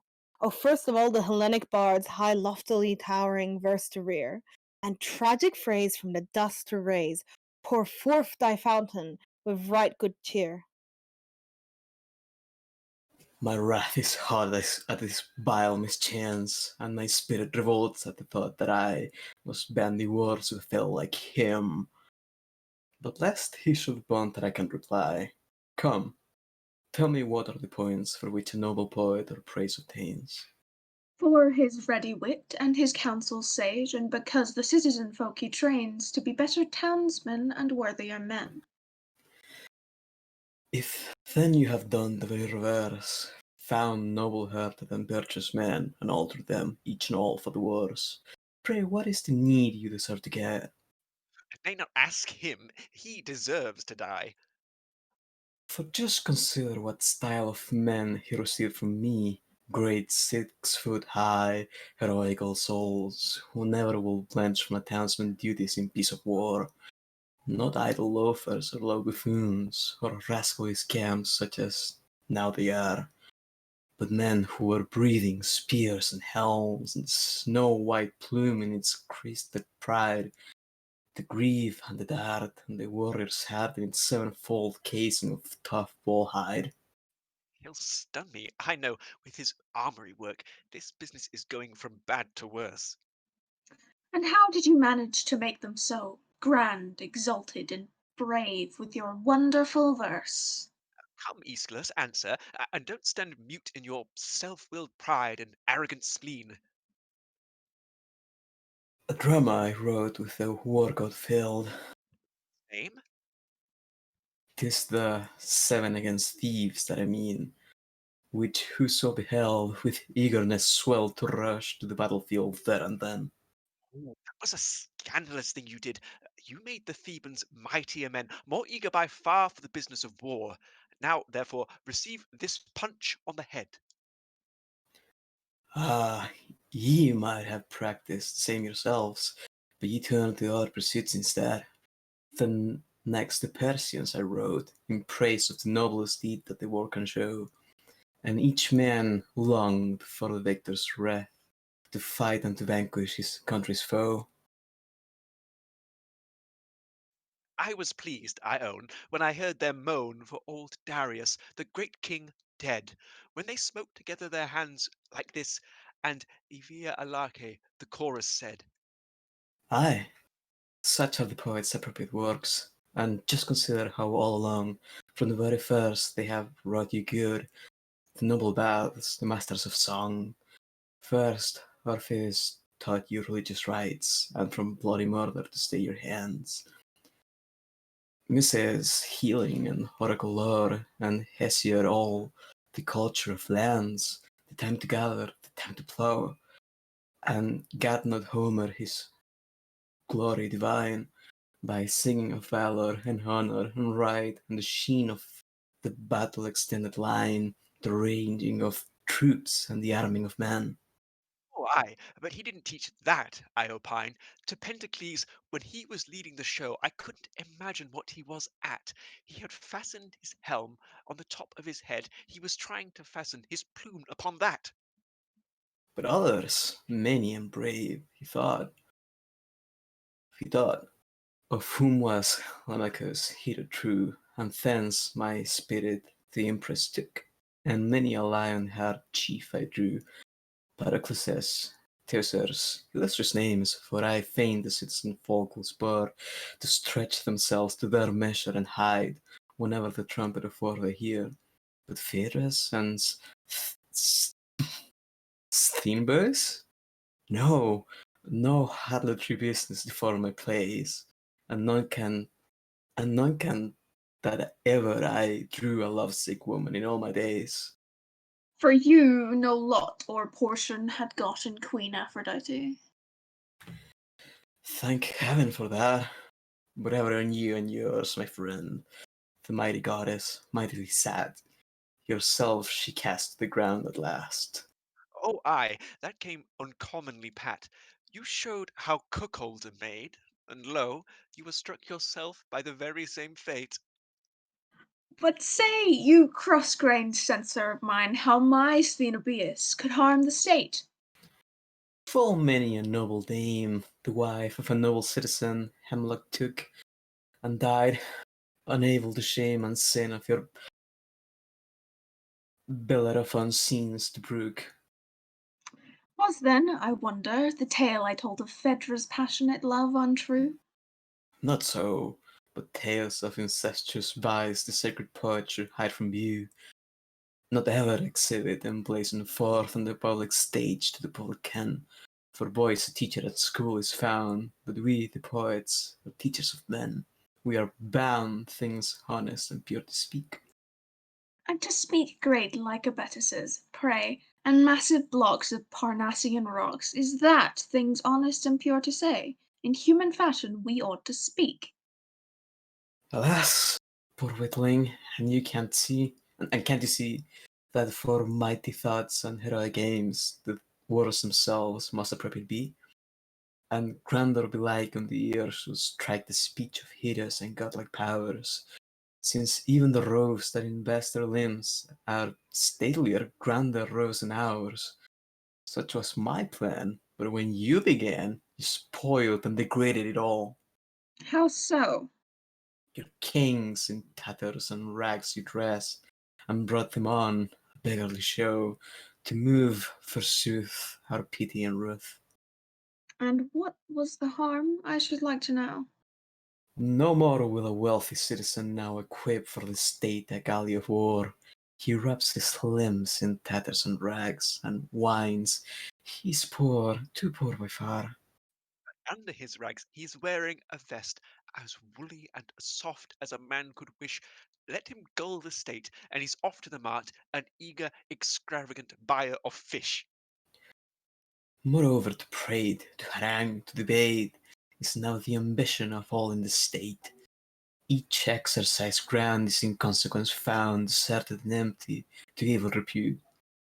Your lessons have brought our youngsters and thorough sailors to challenge, discuss, and refute the orders I get from the captains, and yet, when I was alive, I protest that the knaves knew nothing at all, save for rations to call and to sign and to sing rip-a-pay as they pull through the waves. And bedad to let fly from the sterns in the eye of the fellow who tugged at the uttermost oar, and a jolly young messmate with filth to besmirch, and to land for a flinching adventure ashore. But now they harangue and dispute, and won't row, and idly and aimlessly float to and fro. Of what else is he not the creator and cause?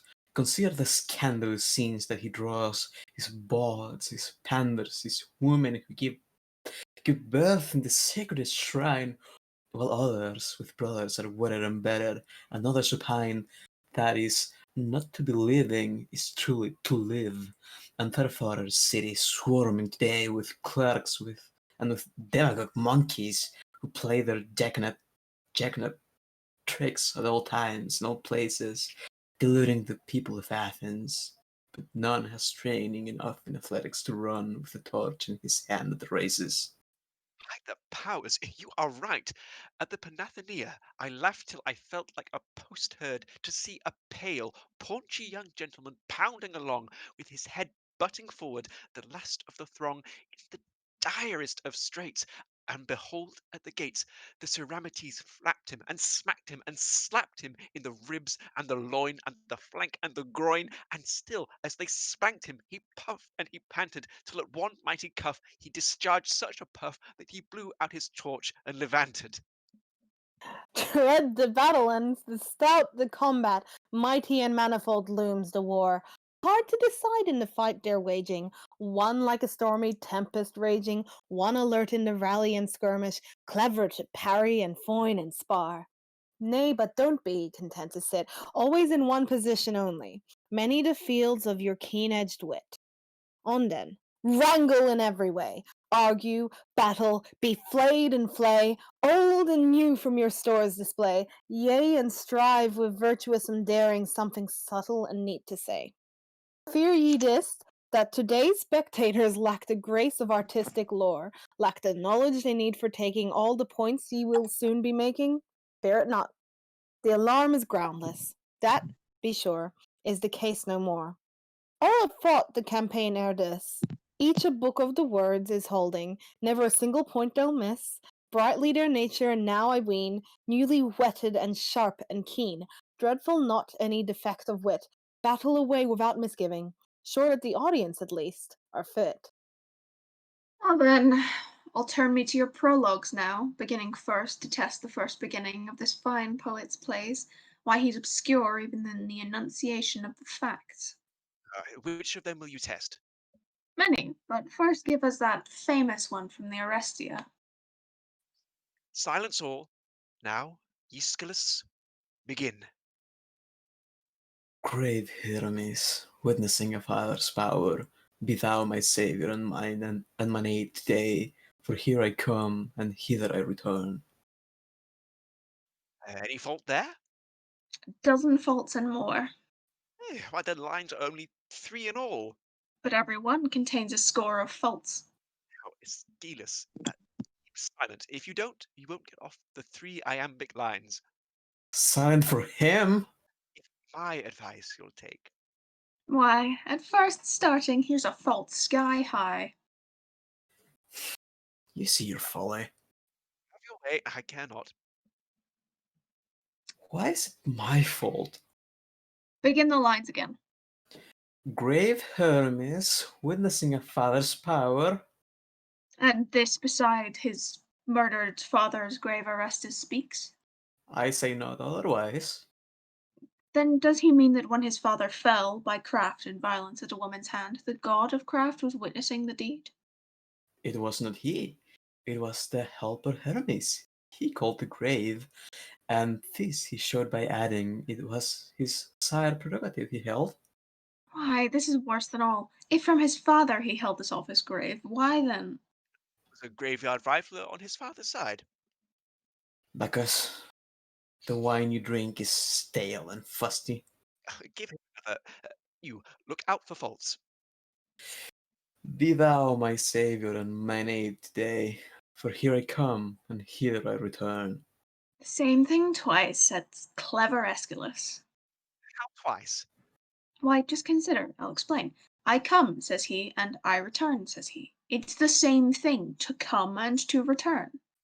Aye, just as if you said, good fellow, lend me a kneading trow, likewise a trow to kneading. It is not so, you everlasting talker. They are not the same. The words are right enough. How so? Inform me how you use the words. A man, not banished from his home, may come to any land with no especial chance. a homebound exile both returns and comes. Good by Apollo! What do you say, Euripides, to that? I say Orestes never did return. He came in secret. Nobody recalled him. Good by Hermes! Oh, I've not the least suspicion what he means. Repeat another line. Aye, Aeschylus, repeat one instantly. You, Mark, what's wrong? Now on this funeral mound I call my father, to hear, to hearken. There he is again. To hear, to hearken, the same thing, exactly. Aye, but he's speaking to the dead, you knave, who cannot hear as though we call them thrice. And how do you make your prologues? You shall hear, and if you find one thing said twice or any useless padding, spit upon me. Fire away. I'm all agog to hear your very accurate and faultless prologues. A happy man was Oedipus at first. Not so, Bacchus, a most unhappy man, who, not yet born, not yet conceived, Apollo foretold will be his father's murderer. How could he be a happy man at first? Then he became the wretchedest of men. Not so, Bacchus, he never ceased to be. No sooner born than they exposed bathe, and in that winter, in an earthen crock, lest he should grow a man and slay his father. Then, with both ankles pierced and swollen, he limped away to Polybus. Still young, he married an ancient crone, and had his mother too, then scratched out both his eyes. Happy indeed had he been Erasinides' colleague. Nonsense, I say my prologues are first rate. Nay then, Bacchus, no longer line by line I'll mold your phrases, but with heaven to aid I'll smash your prologues with a bottle of oil. You mine with a bottle of oil. With only one. You frame your prologues so that each and all fit in with a bottle of oil, or a coverlet skin, or a reticule bag. I'll prove it here and now. You'll prove it. You. I will. Well then, begin. Egyptus sailing with its 50 sons, as ancient legends mostly tell the tale, touching at Argos. Lost his bottle. Fuck. Lost his bottle of oil. Hang it, what's that? Confound that bottle of oil. Give him another. Let him try again. Bacchus, who, clad in fawnskins, leaps and bounds with torch and thyrsus in the choral dance along Parnassus. Lost his bottle of oil.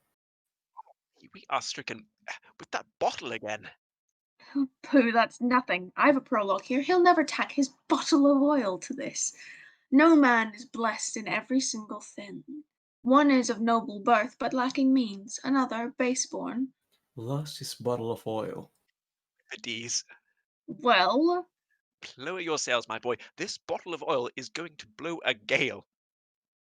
oh, by Demeter, I don't care one bit. Now from his hands I'll strike that bottle of oil. Go on then, go. But where the bottle of oil? Once Cadmus, quitting the Sidonian town, Agenor's offspring. Lost his bottle of oil. Pray, my man, buy off that bottle of oil, or else he'll smash our prologues all to bits. I buy of him. If my advice you'll take. No, I've many a prologue yet to say, to which he can't tag on his bottle of oil. Pelops, son of Tantalus, while driving his mares to Pisa. Lost his bottle of oil. He tacked on the bottle of oil again. Oh, for heaven's sake, pay him his price, my dear boy. You'll get it for an obol, spick and span. Not yet, by Zeus, I've plenty of prologues left. Aeneas once reaping. Lost his bottle of oil. Pray let me finish one entire line first. Aeneas once reaping an abundant harvest, offering the first fruits. Lost his bottle of oil. In the act of offering. Who stole it? Oh, don't keep bothering. Let him try with this. Zeus says by truth's own voice the tale is told. Oh, turn in and cut with lost his bottle of oil. Those bottles of oil on all your prologues seem to gather and grow like styes upon the eye. Turn to his melodies now, for goodness sake.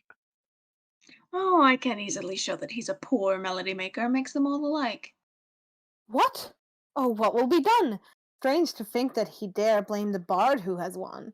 More than all in our days, fame and praise for his lays so many and fair, much I marvel to hear. What the change he will bring gainst our tragedy king, yea, for himself I do fear. Wonderful lays. Oh yes, you'll see directly. I'll cut down all his metrical strains to one. I'll take some pebbles and keep count.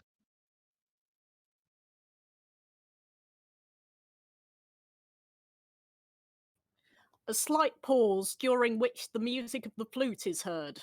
The music continues to the end of line 1277 as an accompaniment to the recitative. Oh no. Lord of Thea, Achilles, why, hearing the voice of the hero dividing, smiting, approachest thou not to the rescue? We, by the lake who will bide, are adoring our ancestor Hermes. Smiting, approachest thou not to the rescue? Oh, Aeschylus, twice art thou smitten. Hearken to me, great king. Yea, hearken, Atreides, thou noblest of all Achaeans. Smiting, approachest thou not to the rescue? Thrice, Aeschylus, thrice art thou smitten. Hush! The bee wardens are here. They will quickly the temple of Artemis open.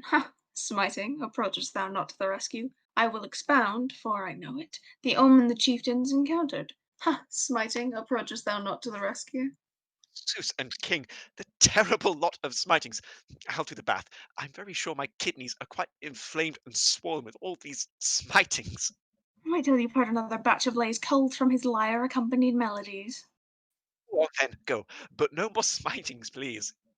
How the twin-throned powers of Achaea, the lords of the mighty Hellas, O Flato Thrato Flato Thrat, sendeth the Sphinx, the ancient sea, the chieftainess bloodhouse, O Flato Thrato Flato Thrat, launcheth fierce with brand in hand the avenger's terrible eagle, O Flato Thrato Flato Thrat.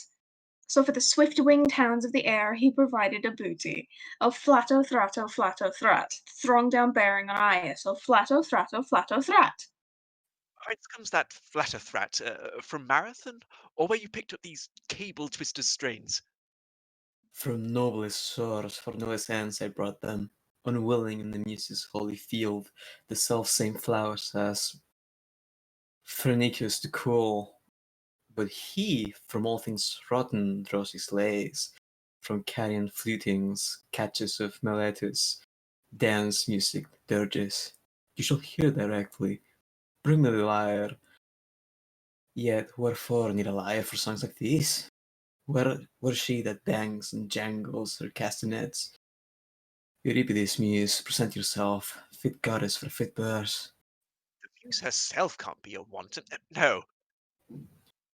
Halcyons, who by the ever-rippling waves of the sea are babbling, dewing your plumes with the drops that fall from wings in the salt sea, the salt spray dabbling, spiders, ever with twirling fingers, weaving the warp and the woof, little brittle network fretwork under the coins of their woof. The minstrel's shuttles care, where in the front of the dark proud ships yearly the flute-loving dolphin skips. Races here and oracles there, and the joy of the young vine smiling, and the tendril of grapes care beguiling. Oh, embrace me, my child, oh, embrace me. You see this foot? I do. And this? And that one too. You, such stuff compile, there my songs to upbraid. You, whose songs in the style of Gyrene embraces are made. So much for them, but still, I'd like to show the way in which your monodies are framed. Oh, darkly light, mysterious night, what may this vision mean? Sent from the world unseen, with baleful omens rife, a thing for lifeless life, a child of sable night, a ghastly curdling sight, in black funereal veils, with murder, murder in its eyes, and great emotion, and great enormous nails. Light ye lanterns, my maidens, and dipping your jugs in the stream, draw me the dew of the water and heat it to boiling and steam, so will I wash me away the ill effects of my dream. God of the sea, my dreams come true. Ho, lodgers, ho, this portent view. Class Spanish, carrying off my cock that crew. Oh, mania, help! Oh, reeds of the rock, pursue, pursue! I, poor girl, was working within, holding my distaff heavy and full, twirling my hand as the threads I spin, weaving an excellent bobbin of wool, thinking, tomorrow I'll go to the fair in the dusk of the morn and be selling it there.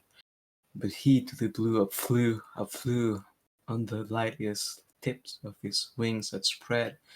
To me he bequeathed but woe, and tears, sad tears, from my eyes o'erflow, which I, the bereaved, must shed. O children of Ida, sons of Crete, grasping your bows to the rescue come, twinkle about on your restless feet, stand in a circle around her home. O Artemis, thou maid divine, the thin huntress fair to see, oh, bring that keen-nosed pack of thine, and hunt through the house with me. O Hecate with flameful brands, O Zeus' daughter, arm thine hands, those swiftest hands, but right and left, thy rays and glides cottage throw, that I serenely there may go, and search by moonlight for the theft. Enough of both your odes. Enough for me. Now would I bring the fellow to the scales, that alone shall test their poetry now, and prove whose words are the weightiest, his or mine. Both come hither, since I need must weigh the art poetic like a pound of cheese.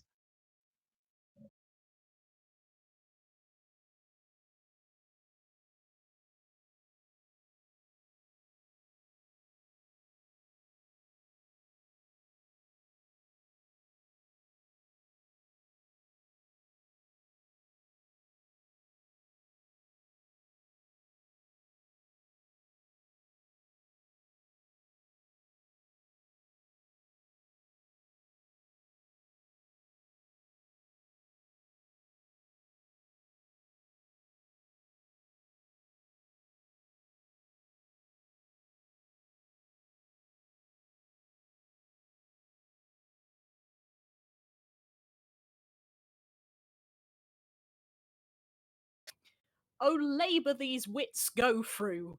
Oh, the wild, extravagant, new, wonderful things they are going to do. Who but they would ever have thought of it? Why, if a man had happened to meet me out in the street and intelligence brought of it, I should have thought that he was trying to cheat me, thought that his story was false and deceiving. That were a tale I could never believe in. Each of you stand beside his scale We're here. We're here. and grasp it firmly whilst you speak your lines, and don't let it go into a cry, cuckoo. Ready? Now, speak your lines into the scale. Oh, that the Argo had not winged her way. Rivers, Spercheus, cattle grazing haunts. Cuckoo, let's go. Oh, look, by far the lowest, his scale sinks down. How that came about? He threw a river in, like some wool seller wetting his wool to make it weight the more, but you threw in a light and winged word. Come, let him match another verse with mine. Each to his scale. We're ready. We're ready? Speak your lines. Persuasion's only shrine is eloquent speech. Death loves not gifts, alone amongst the gods. Go, let go. Down goes his scale again. Oh, he threw in death, the heaviest ill of all. And I persuasion, the most lovely word. A vain and empty sound, devoid of sense. Think of something heavier weighted line of yours to drag your scale down. Something strong and big. Where have I got one? Where? Let's see. I'll tell you. Achilles threw 2 singles and a 4. Come, speak your lines. This is your last set too. In his right hand he grasped an iron-clamped mace. Chariot and chariot, course on course was hurled. Now, again he has done you. Done me? How? He threw 2 chariots and 2 corpses in, 50 Egyptians who could not lift that weight. No more of line for line.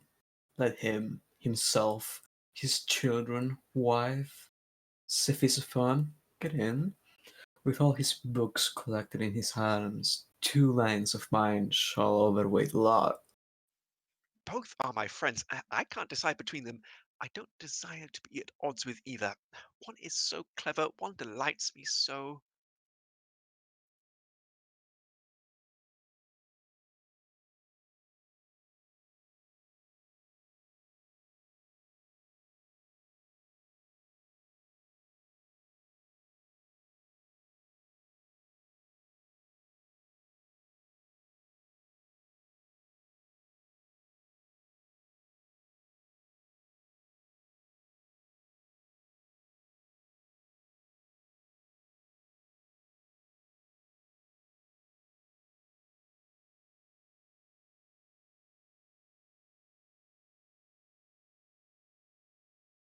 Then you'll effect nothing for which you came? And how, if I decide? Then take the winner, so will your journey not be made in vain. Oh, heaven bless your highness. Listen, I came down after a poet. To what end?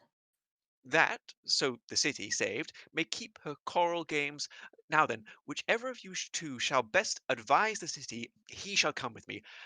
And first of Alcibiades, let each say what he thinks the city travails sore. What does she think herself about him? She loves and hates and longs to have him back, but give me your advice about the man. I loathe a townsman who is slow to aid and swift to hurt his town, who weighs in means, finds for himself, but finds not for the state. Sign, but that's smart. And what say you? 'Twere best to rear no lion this state, but having reared, 'tis best to humour him. Jesus the Saviour. Still, I can't decide. One is so clever and so clear, the other. But once again, let each in turn declare what plan of safety for the state you've got. First with Synesius wing Cleocritus, then Zephyrs waft them o'er the watery plain. Funny sight, I own. But where's the sense? If when the fleets engaged they holding cruets should rain down vinegar in the foeman's eyes, I know, and I can tell you. Tell away. When things mistrusted now shall trusted be, and trusted things mistrusted. How? I don't quite comprehend. Be clear and not so clever. If we mistrust those citizens of yours whom now we trust, and those employ whom now we don't employ, the city will be saved. If on our present tack we fail, we surely shall find salvation in the opposite course. Good. Oh, Palamedes. Good. You genius, you. Is this your cleverness or Cephisophon's? This is my own. The cruet plan was his. Now you. But tell me whom the city uses. The good and useful? What are you dreaming of? She hates and loathes them. Does she love the bad? Not love them, no. She uses them perforce. How can one save a city such as this, whom neither frieze nor woolen tunic suits?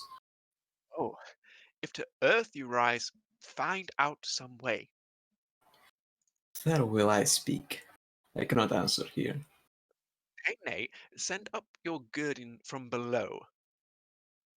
When they shall count the enemy's soil their own, and theirs the enemy's, when they know that ships are they through the true wealth, their so-called wealth delusion. Aye, but the justices suck that down, you know. Now then, decide. I will, and thus I'll do it. I'll choose the man in whom my soul delights. Oh, recollect the gods by whom you swore you'd take me home again, and choose your friends. My tongue swore. My choice is Aeschylus. Huh, what have you done? Done? Given the victor's prize to Aeschylus. Why not? And do you dare look in my face after that shameful deed? What's shameful if the audience think not so? Have you no heart? Wretch, would you leave me dead? Knows if death be life, and life be death, and breath be mutton broth, and sleep a sheepskin. Now Dionysus, come ye in, What for? and sup before ye go. A bright idea, in faith. I'm now nowise indisposed for that. Bless the man who possesses a keen, intelligent mind. This full often we find he hath the bard of renown, now to earth reascends. Goes a joy to his town, goes a joy to his friends, just because he possesses a keen, intelligent mind. Right it is, and befitting, not by Socrates sitting, idle talk to pursue, stripping tragedy art of all things noble and true. Surely the mind to school, fine drawn quibbles to seek, fine set phrases to speak, is but the part of a fool.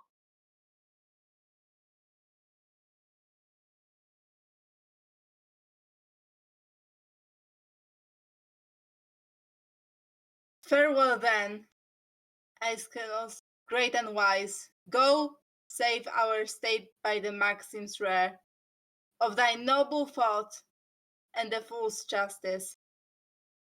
For many a fool dwells here, and this to Cleophon give my friend, and this to revenue-raising crew, Nicomachus, Myrmex, next I send, and this to Archenomus too, and bid them all that without delay to my realm of the dead they hasten away.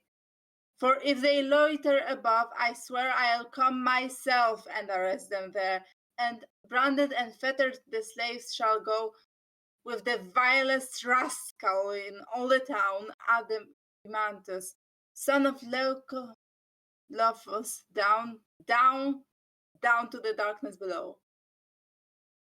I take the mission, this chair of mine.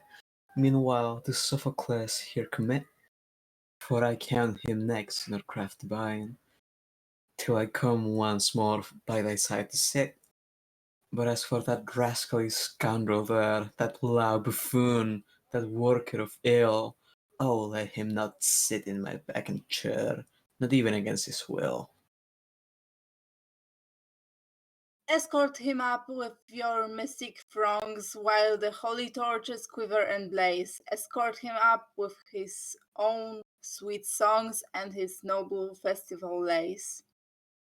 First, as the poet triumphant is passing away to the light, grant him success on his journey, ye powers that are ruling below. Grant that he find for the city good counsels to guide her aright, so we at last shall be freed from the anguish, the fear, and the woe. Freed from the onsets of war. Let Cleophon now and his band battle, if battle they must, far away in their own fatherland.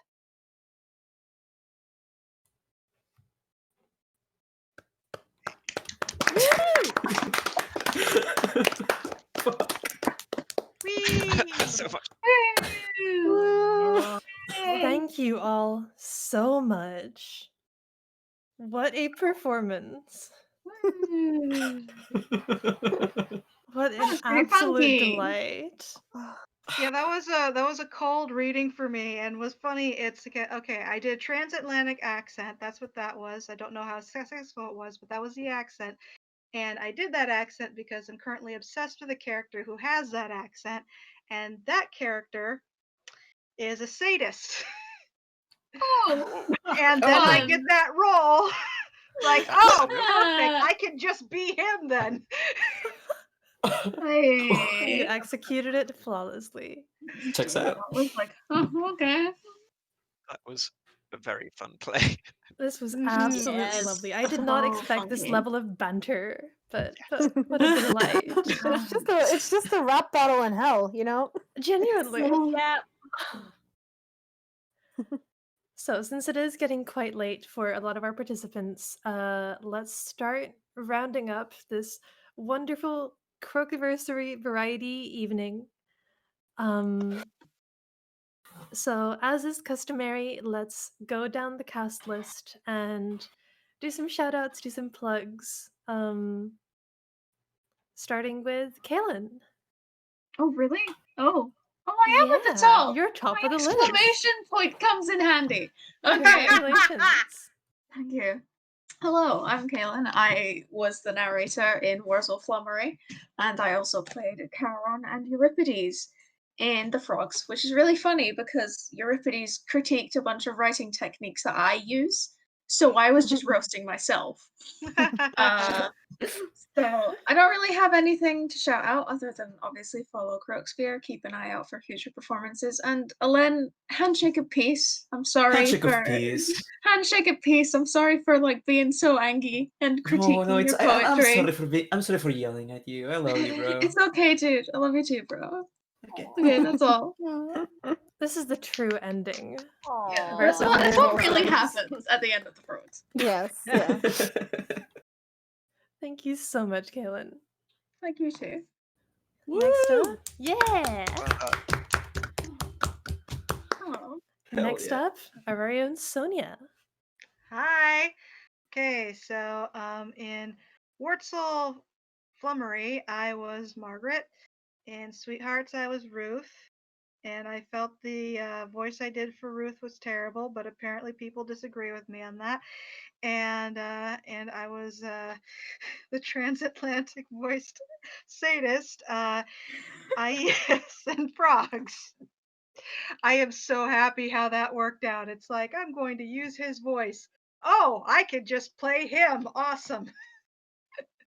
Oh, yeah. And what's also funny is that it's not in the canon of the story, but like in fanon, like in a lot of fan fiction, people also make him a masochist as well. So I was like, oh, I can work with this. This is great. That was a lot of fun. I enjoyed everything, but frogs is so much fun. I don't really have anything to self-promote. Just, follow Croakspear. That's it. Yeah. Hell yeah, thank you so much, Oh, yeah. Sonia. And next up on the list, Cheesable. Hello, one and all. I was in the open mic doing Death by Peanut, which was a lot of fun to do again. After all this time, after a Yes. whole year since like the last time that I've done it. Oh, I mean, it's such a great monologue. I love anything that's like Clue inspired and whatnot, and it was perfect. I also got the chance to play Mr. Dennis Clifton in Wurzel-Flummery, which was an Yes. absolute joy. Thank you so much, Sarah, for giving us the idea of doing Wurzel-Flummery, because I've never had so much fun with something like that. Oh my goodness. Yeah. You're so good. And then also I got to play Xanthias in in The Frogs, which was fun, just to be like, really, Dionysus, like, come on, really, why do I have to put up with this guy? I mean, I know he's a god and whatnot. Apparently I'm just like some mortal, so I don't even know why he puts up with me. But this is just an absolute treasure, and I'm so glad that this has all been put together, all this anniversary stuff, because this past year has been absolutely fantastic, and I am looking forward to so much more stuff. Yeah. And that's Hell really all I have yeah. to say. Hell yeah. Hell yes. Hell yeah. Woo! Woo! Oh, next up, Weak Bosun.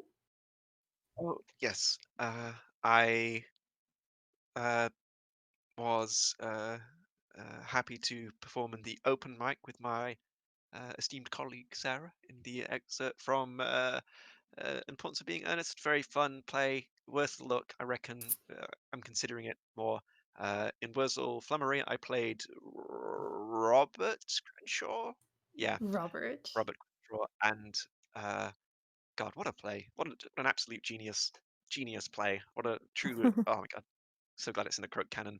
And in The Frogs, our lad Dionysus, who was Lad. so fun. Yes. He was Great incredible. lad. What an absolute! Oh God, this Frogs. I mean, it's perfect for Croak, isn't it? Just thank you. Yeah, it's so many Yeah. Croakspear standards. It's Yeah, like it's got everything. that's just peak Croakspear play, honestly. It really is. It's got everything. So much fun. Thank Genuinely. you everyone who makes it possible to do these. It's so incredible. It's so good to be a part of it, to be part of the community, and I'm so grateful for everyone who puts in so much work to making it happen and making it so fun. So on this anniversary, it's great to emphasize that point extra much. Everyone here is so good. I love you all. We love you. Oh yeah, We do. we do. Thank you so much, Bosun. Crookspear. Crookspear. Woo! Bosun! Now on to flags. Hello, hello. I was chorus in the Frogs. Had a wonderful time staying awake to listen to as much of these plays as I could, and you guys just made it so easy to stay awake. It was so entertaining and so good and so wacky. I don't have anything to plug aside from strategic napping and solar power, you know?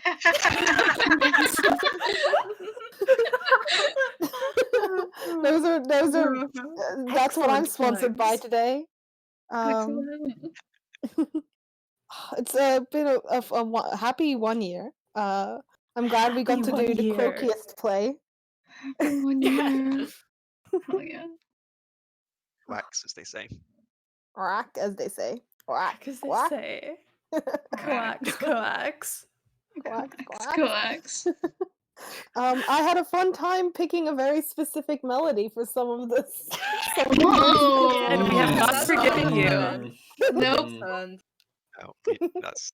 We're not talking about that. Very I feel impressive. that was my fault, and I apologize. Oh no, I take full responsibility. That was all me. I honestly consider using my mod powers. Just so Yeah, you know. no, that's more than fair. More than I fair. think we're all lame.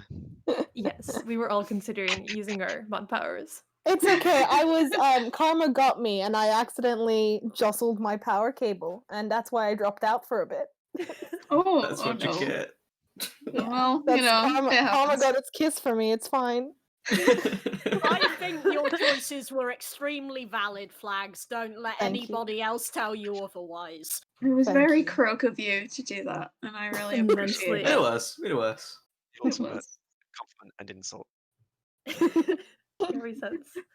Thank you so much, Flags. Yes.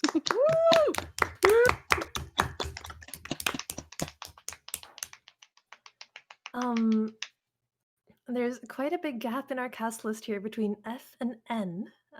So Hey. next up is actually me. Hi, I'm Akane, and I have had the absolute honor of emceeing this event, which I was so happy to get to do. I really do feel like the one act play part, at least of this variety event, is sort of my Crookspear baby. I feel very strongly for the one acts, and I'm so happy that they seem to be enjoyed by other people too.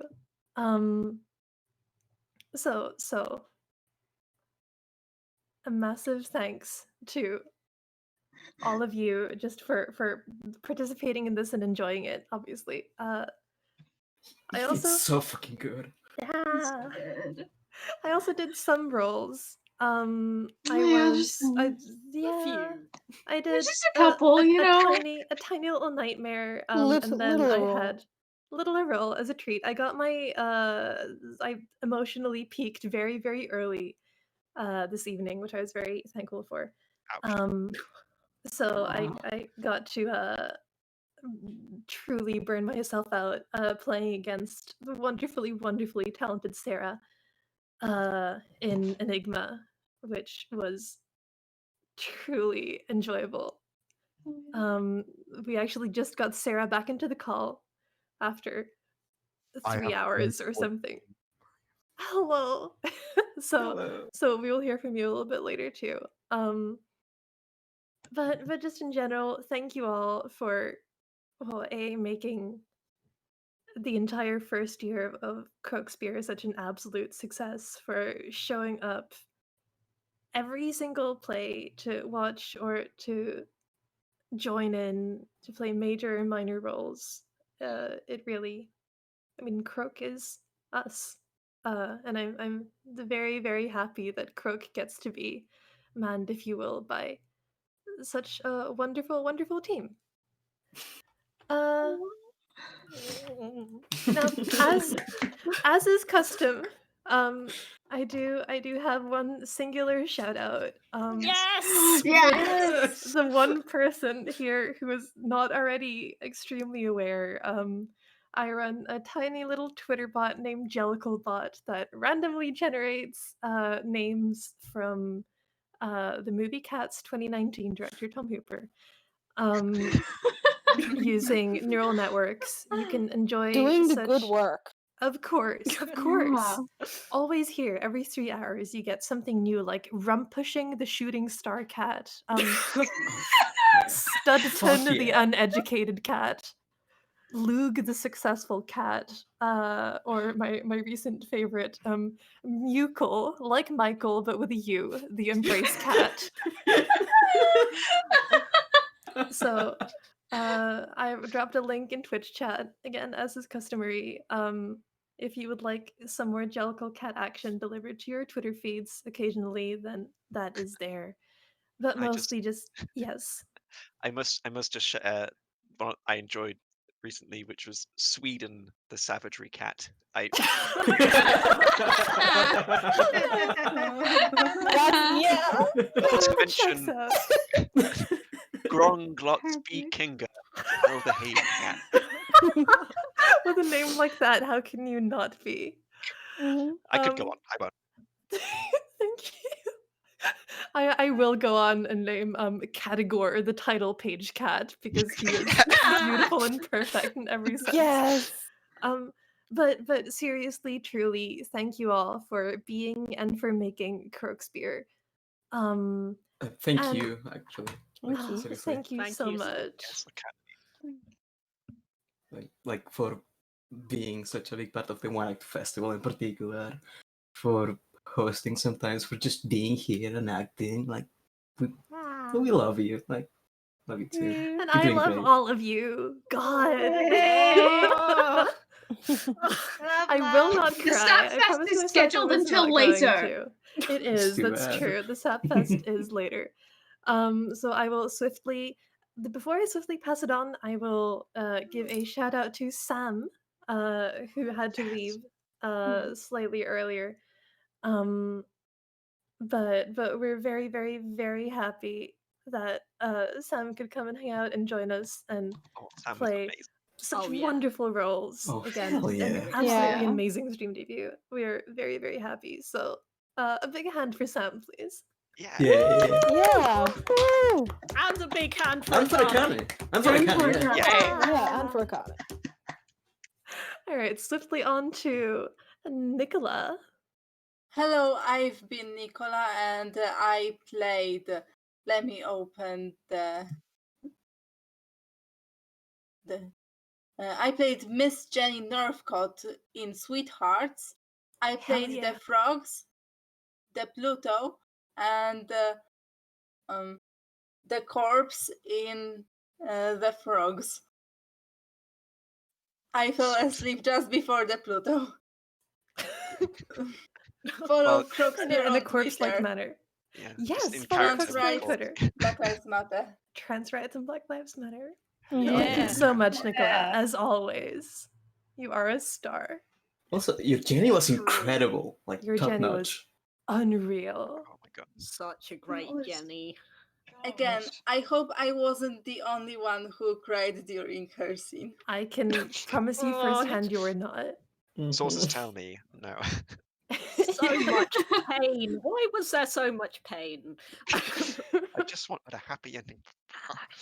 We did get a happy ending. Well, yeah, but that, like that was it the was. one with good it's- vibes. Oh my god, it was so. Oh god. We They really love did each other. It's They fine. do. They Yeah. do. that. Yeah. It's We midnight. do. Yeah. Thank you so much, Nicola. Yeah. Woo! Woo! All right. We are moving on to our first Sarah of the evening. Sarah Wurzel-Flummery, if you will. Hell yeah. Like, this was amazing. So I played. So as Bosun said, it was a delight to do a segment from The Importance Being Earnest with such an esteemed colleague. Like, it's just it was super fun. Then I played viola in Wurzel-Flummery, which you might have guessed might be my favorite play kind of ever. So I'm kind of glad I'm very glad that now it has been streamed and there is a record in the Croak world of it. I then played Wilcox in Sweethearts. Sorry for the accent. I had a lot of fun. It It was was very good. wonderful. It was so good. Apologies for It the was accent. great. And then I played Heracles in The Frogs, which You was did. again great. I got to list all the different ways that Bosun could die and get to the underworld. I feel Yeah, kind thanks, of bro. bad about that, but that's Well, all I it did give is. you a soup riddle, so I guess it's only fair. That's true. That's true. Soup riddles. Well, soup riddles are the best. Yeah, I do not have anything to plug. I just want to get on the sort of bandwagon of saying just thank you so much to everybody who makes Croak Spear a thing that can happen. It's been a wonderful year. It's been a wonderful experience. I love you all, repeating what a lot of people have said. And yeah, there's a lot of hard work, especially by the organization team, Oh, yes. also by everyone else who turns up, but especially by the organization team. Those folks work so hard to Stan make our org team. sure We do stand org team. Ew, Org team Stan org rise. team. just to make sure this all keeps going. So I mean, here's to another year, and yeah, Croak Spear's amazing, Yes. guys. Yeah, It's it wonderful. is. So good. Yeah. It really is. Woo! Woo. Hell yeah. Yes. We really Uh, appreciate it. Also, Stan Ray. Stan Ray. Absolutely, Stan Stan Ray. Ray. Let's Stan put that in Ray. here. Our Happy wonderful, Ray. incredible host. Happy has done such perpetual an birthday. Happy perpetual birthday. Happy Ray has done perpetual such an birthday. amazing, Yeah. incredible job behind the scenes, done all these beautiful, gorgeous title cards and kept everything running. And we're so happy to have you, Ray. We really do love you, and we will keep saying it constantly. I You love you, literally Ray. cannot stop us. You Too can't. bad. You Thank you so legally much, cannot Ray. stop us. We Your will hard not work stop. is We more than refuse. noticed. Yeah. Yeah. All right, moving along. Flags. Did you want to say something else? Did you want a second run? You could have just inserted yourself in there. That was just a strategic name change. Ignore me. That's very fair. So Sarah or Len, who would like to go first? Sarah, maybe. Yeah, that sounds good. Sarah, do you have anything to say? I feel like that was unfair. I'm clearly at the bottom of the list. Yes, Here, Sarah. and yet unfairly so. You think we abide by the You rules never around said here? we were fair. This is Whoever my said we show. were fair? If the MC says it, you have to do it. Okay, fine. I'll go first. Jewel for it. Alright. Hi, Annette, and I was, who I forgot who I was, but I You were was a them, lot I of guess. people. You were I- Dick. Richard. You were Yeah. definitely Dick. Good old Dick. Yeah, Yeah, you that's were not good, Dick. Dick. You're not a dick, but you were a dick. Yes, that is correct. Yeah. I mean, I kind of was in the frogs. I was kind of a dick. I mean, yeah, Um, but like, so was I. Yeah. Sorry, I'm a bit tired, but More than fair. Yeah. shoutouts. Okay, We're all tired here, so I'm not going to go on too much. I got a couple of shoutouts. One is to someone extremely important to me, someone who I believe may be watching anonymously, who is not my neighbor's dog, who is in the background.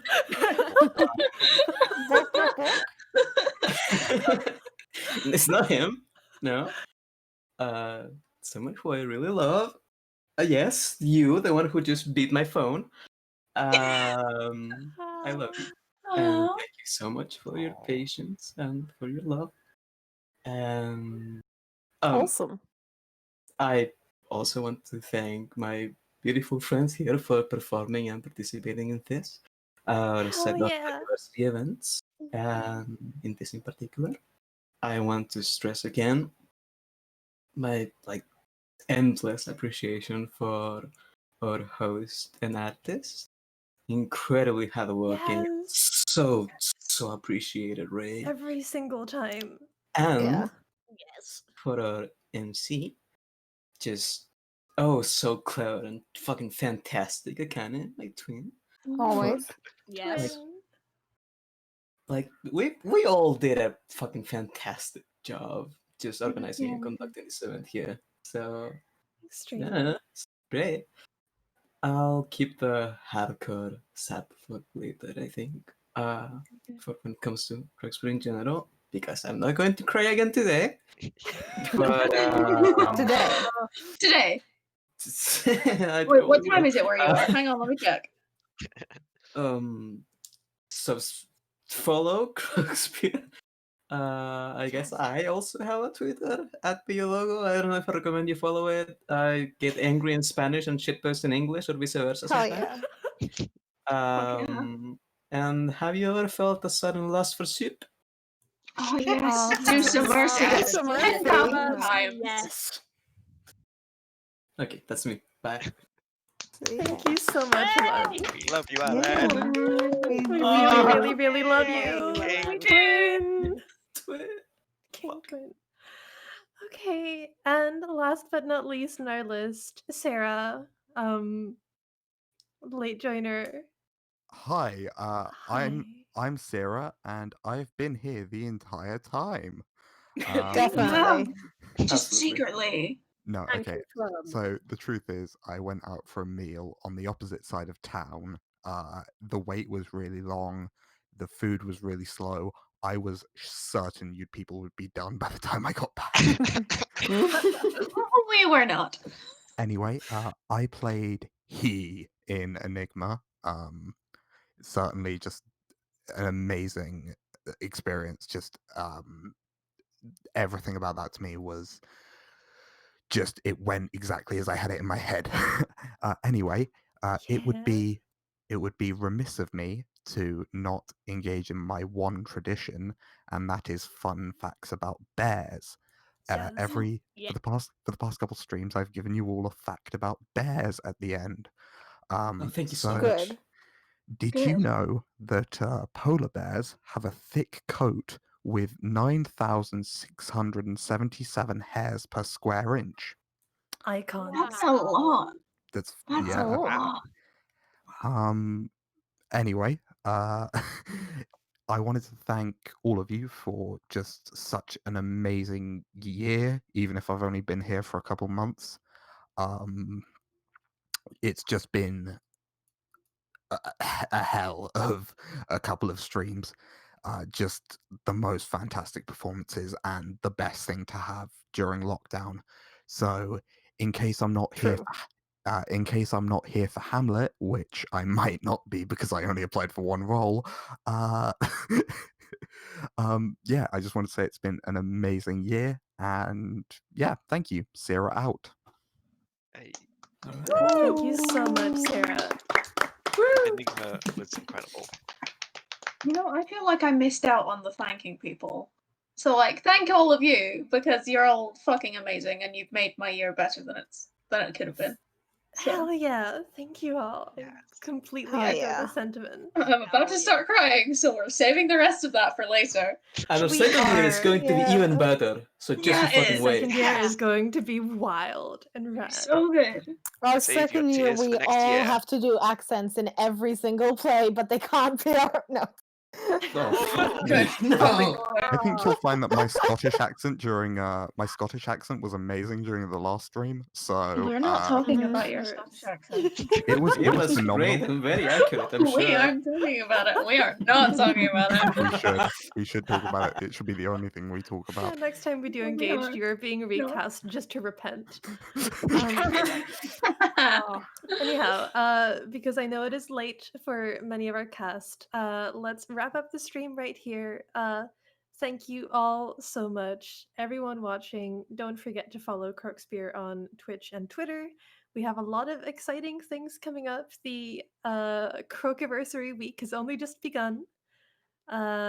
We have, above all else, got exciting Hamlets coming up in the coming week. I believe that's September 5th. Does anyone want to correct me on that? 8th. Yes. 8th. Thank you. September 8th at 6. Yes. BST. That checks out. But if you follow Crookspear on Twitter, then you will find out when it is, and you will not have to rely on this unreliable narrator. So, Seek your own information. that's correct. We're going to Truth is out raid, there. as is customary. Truth is out there. I think we're raiding Izzy, I want to say. So stick around in the chat for that. We need to keep going for a minute and we'll hit 420. Oh, we do. Yeah. Excellent. That is Oh. that is 1 more minute than till fair. I'm 420. so I'm so sorry for Stall, keeping stall, everyone stall. here, but We're it stalling, is for the greater good. Happy anniversary. Yeah. Happy anniversary. Happy anniversary. Everyone. Happy I'm so happy. Yeah. It is real Frogs, now. frogs, frogs. Okay. Big So given frogs. that we've got just enough time for one more fun fact about bears. Please. Oh, thank you. I'm Good. I was about scrolling- to tell some puns. Go ahead. Go, it's fine. Perfect. Bear with me. Oh, Tell the fucking bear fact. Okay. A polar bear can swim up to 100 miles without resting. I can't. That's really Wish fucking that cool. was me. I love polar Stan. bears. We We stand polar stan. bears. yeah. There are polar bears on my dressing gown. There's another fun Oh. fact about bears. Fuck yeah. Sugar. Is it true that Five, polar bears four, have a black? hit 420. Happy 420! Five, Hey! Pop the Lord champagne. Chief Justice. Lord Chief Justice. Lord Thank you Chief so much, Justice. everyone, for Justice. watching. Stick around for the raid. Thank you, everyone, for participating and making these events as successful as always. See you guys next time for Hamlet. See ya. Bye. Bye. Bye. Okay, let's go. There we go. Okay, there we go. Hell yeah, everyone!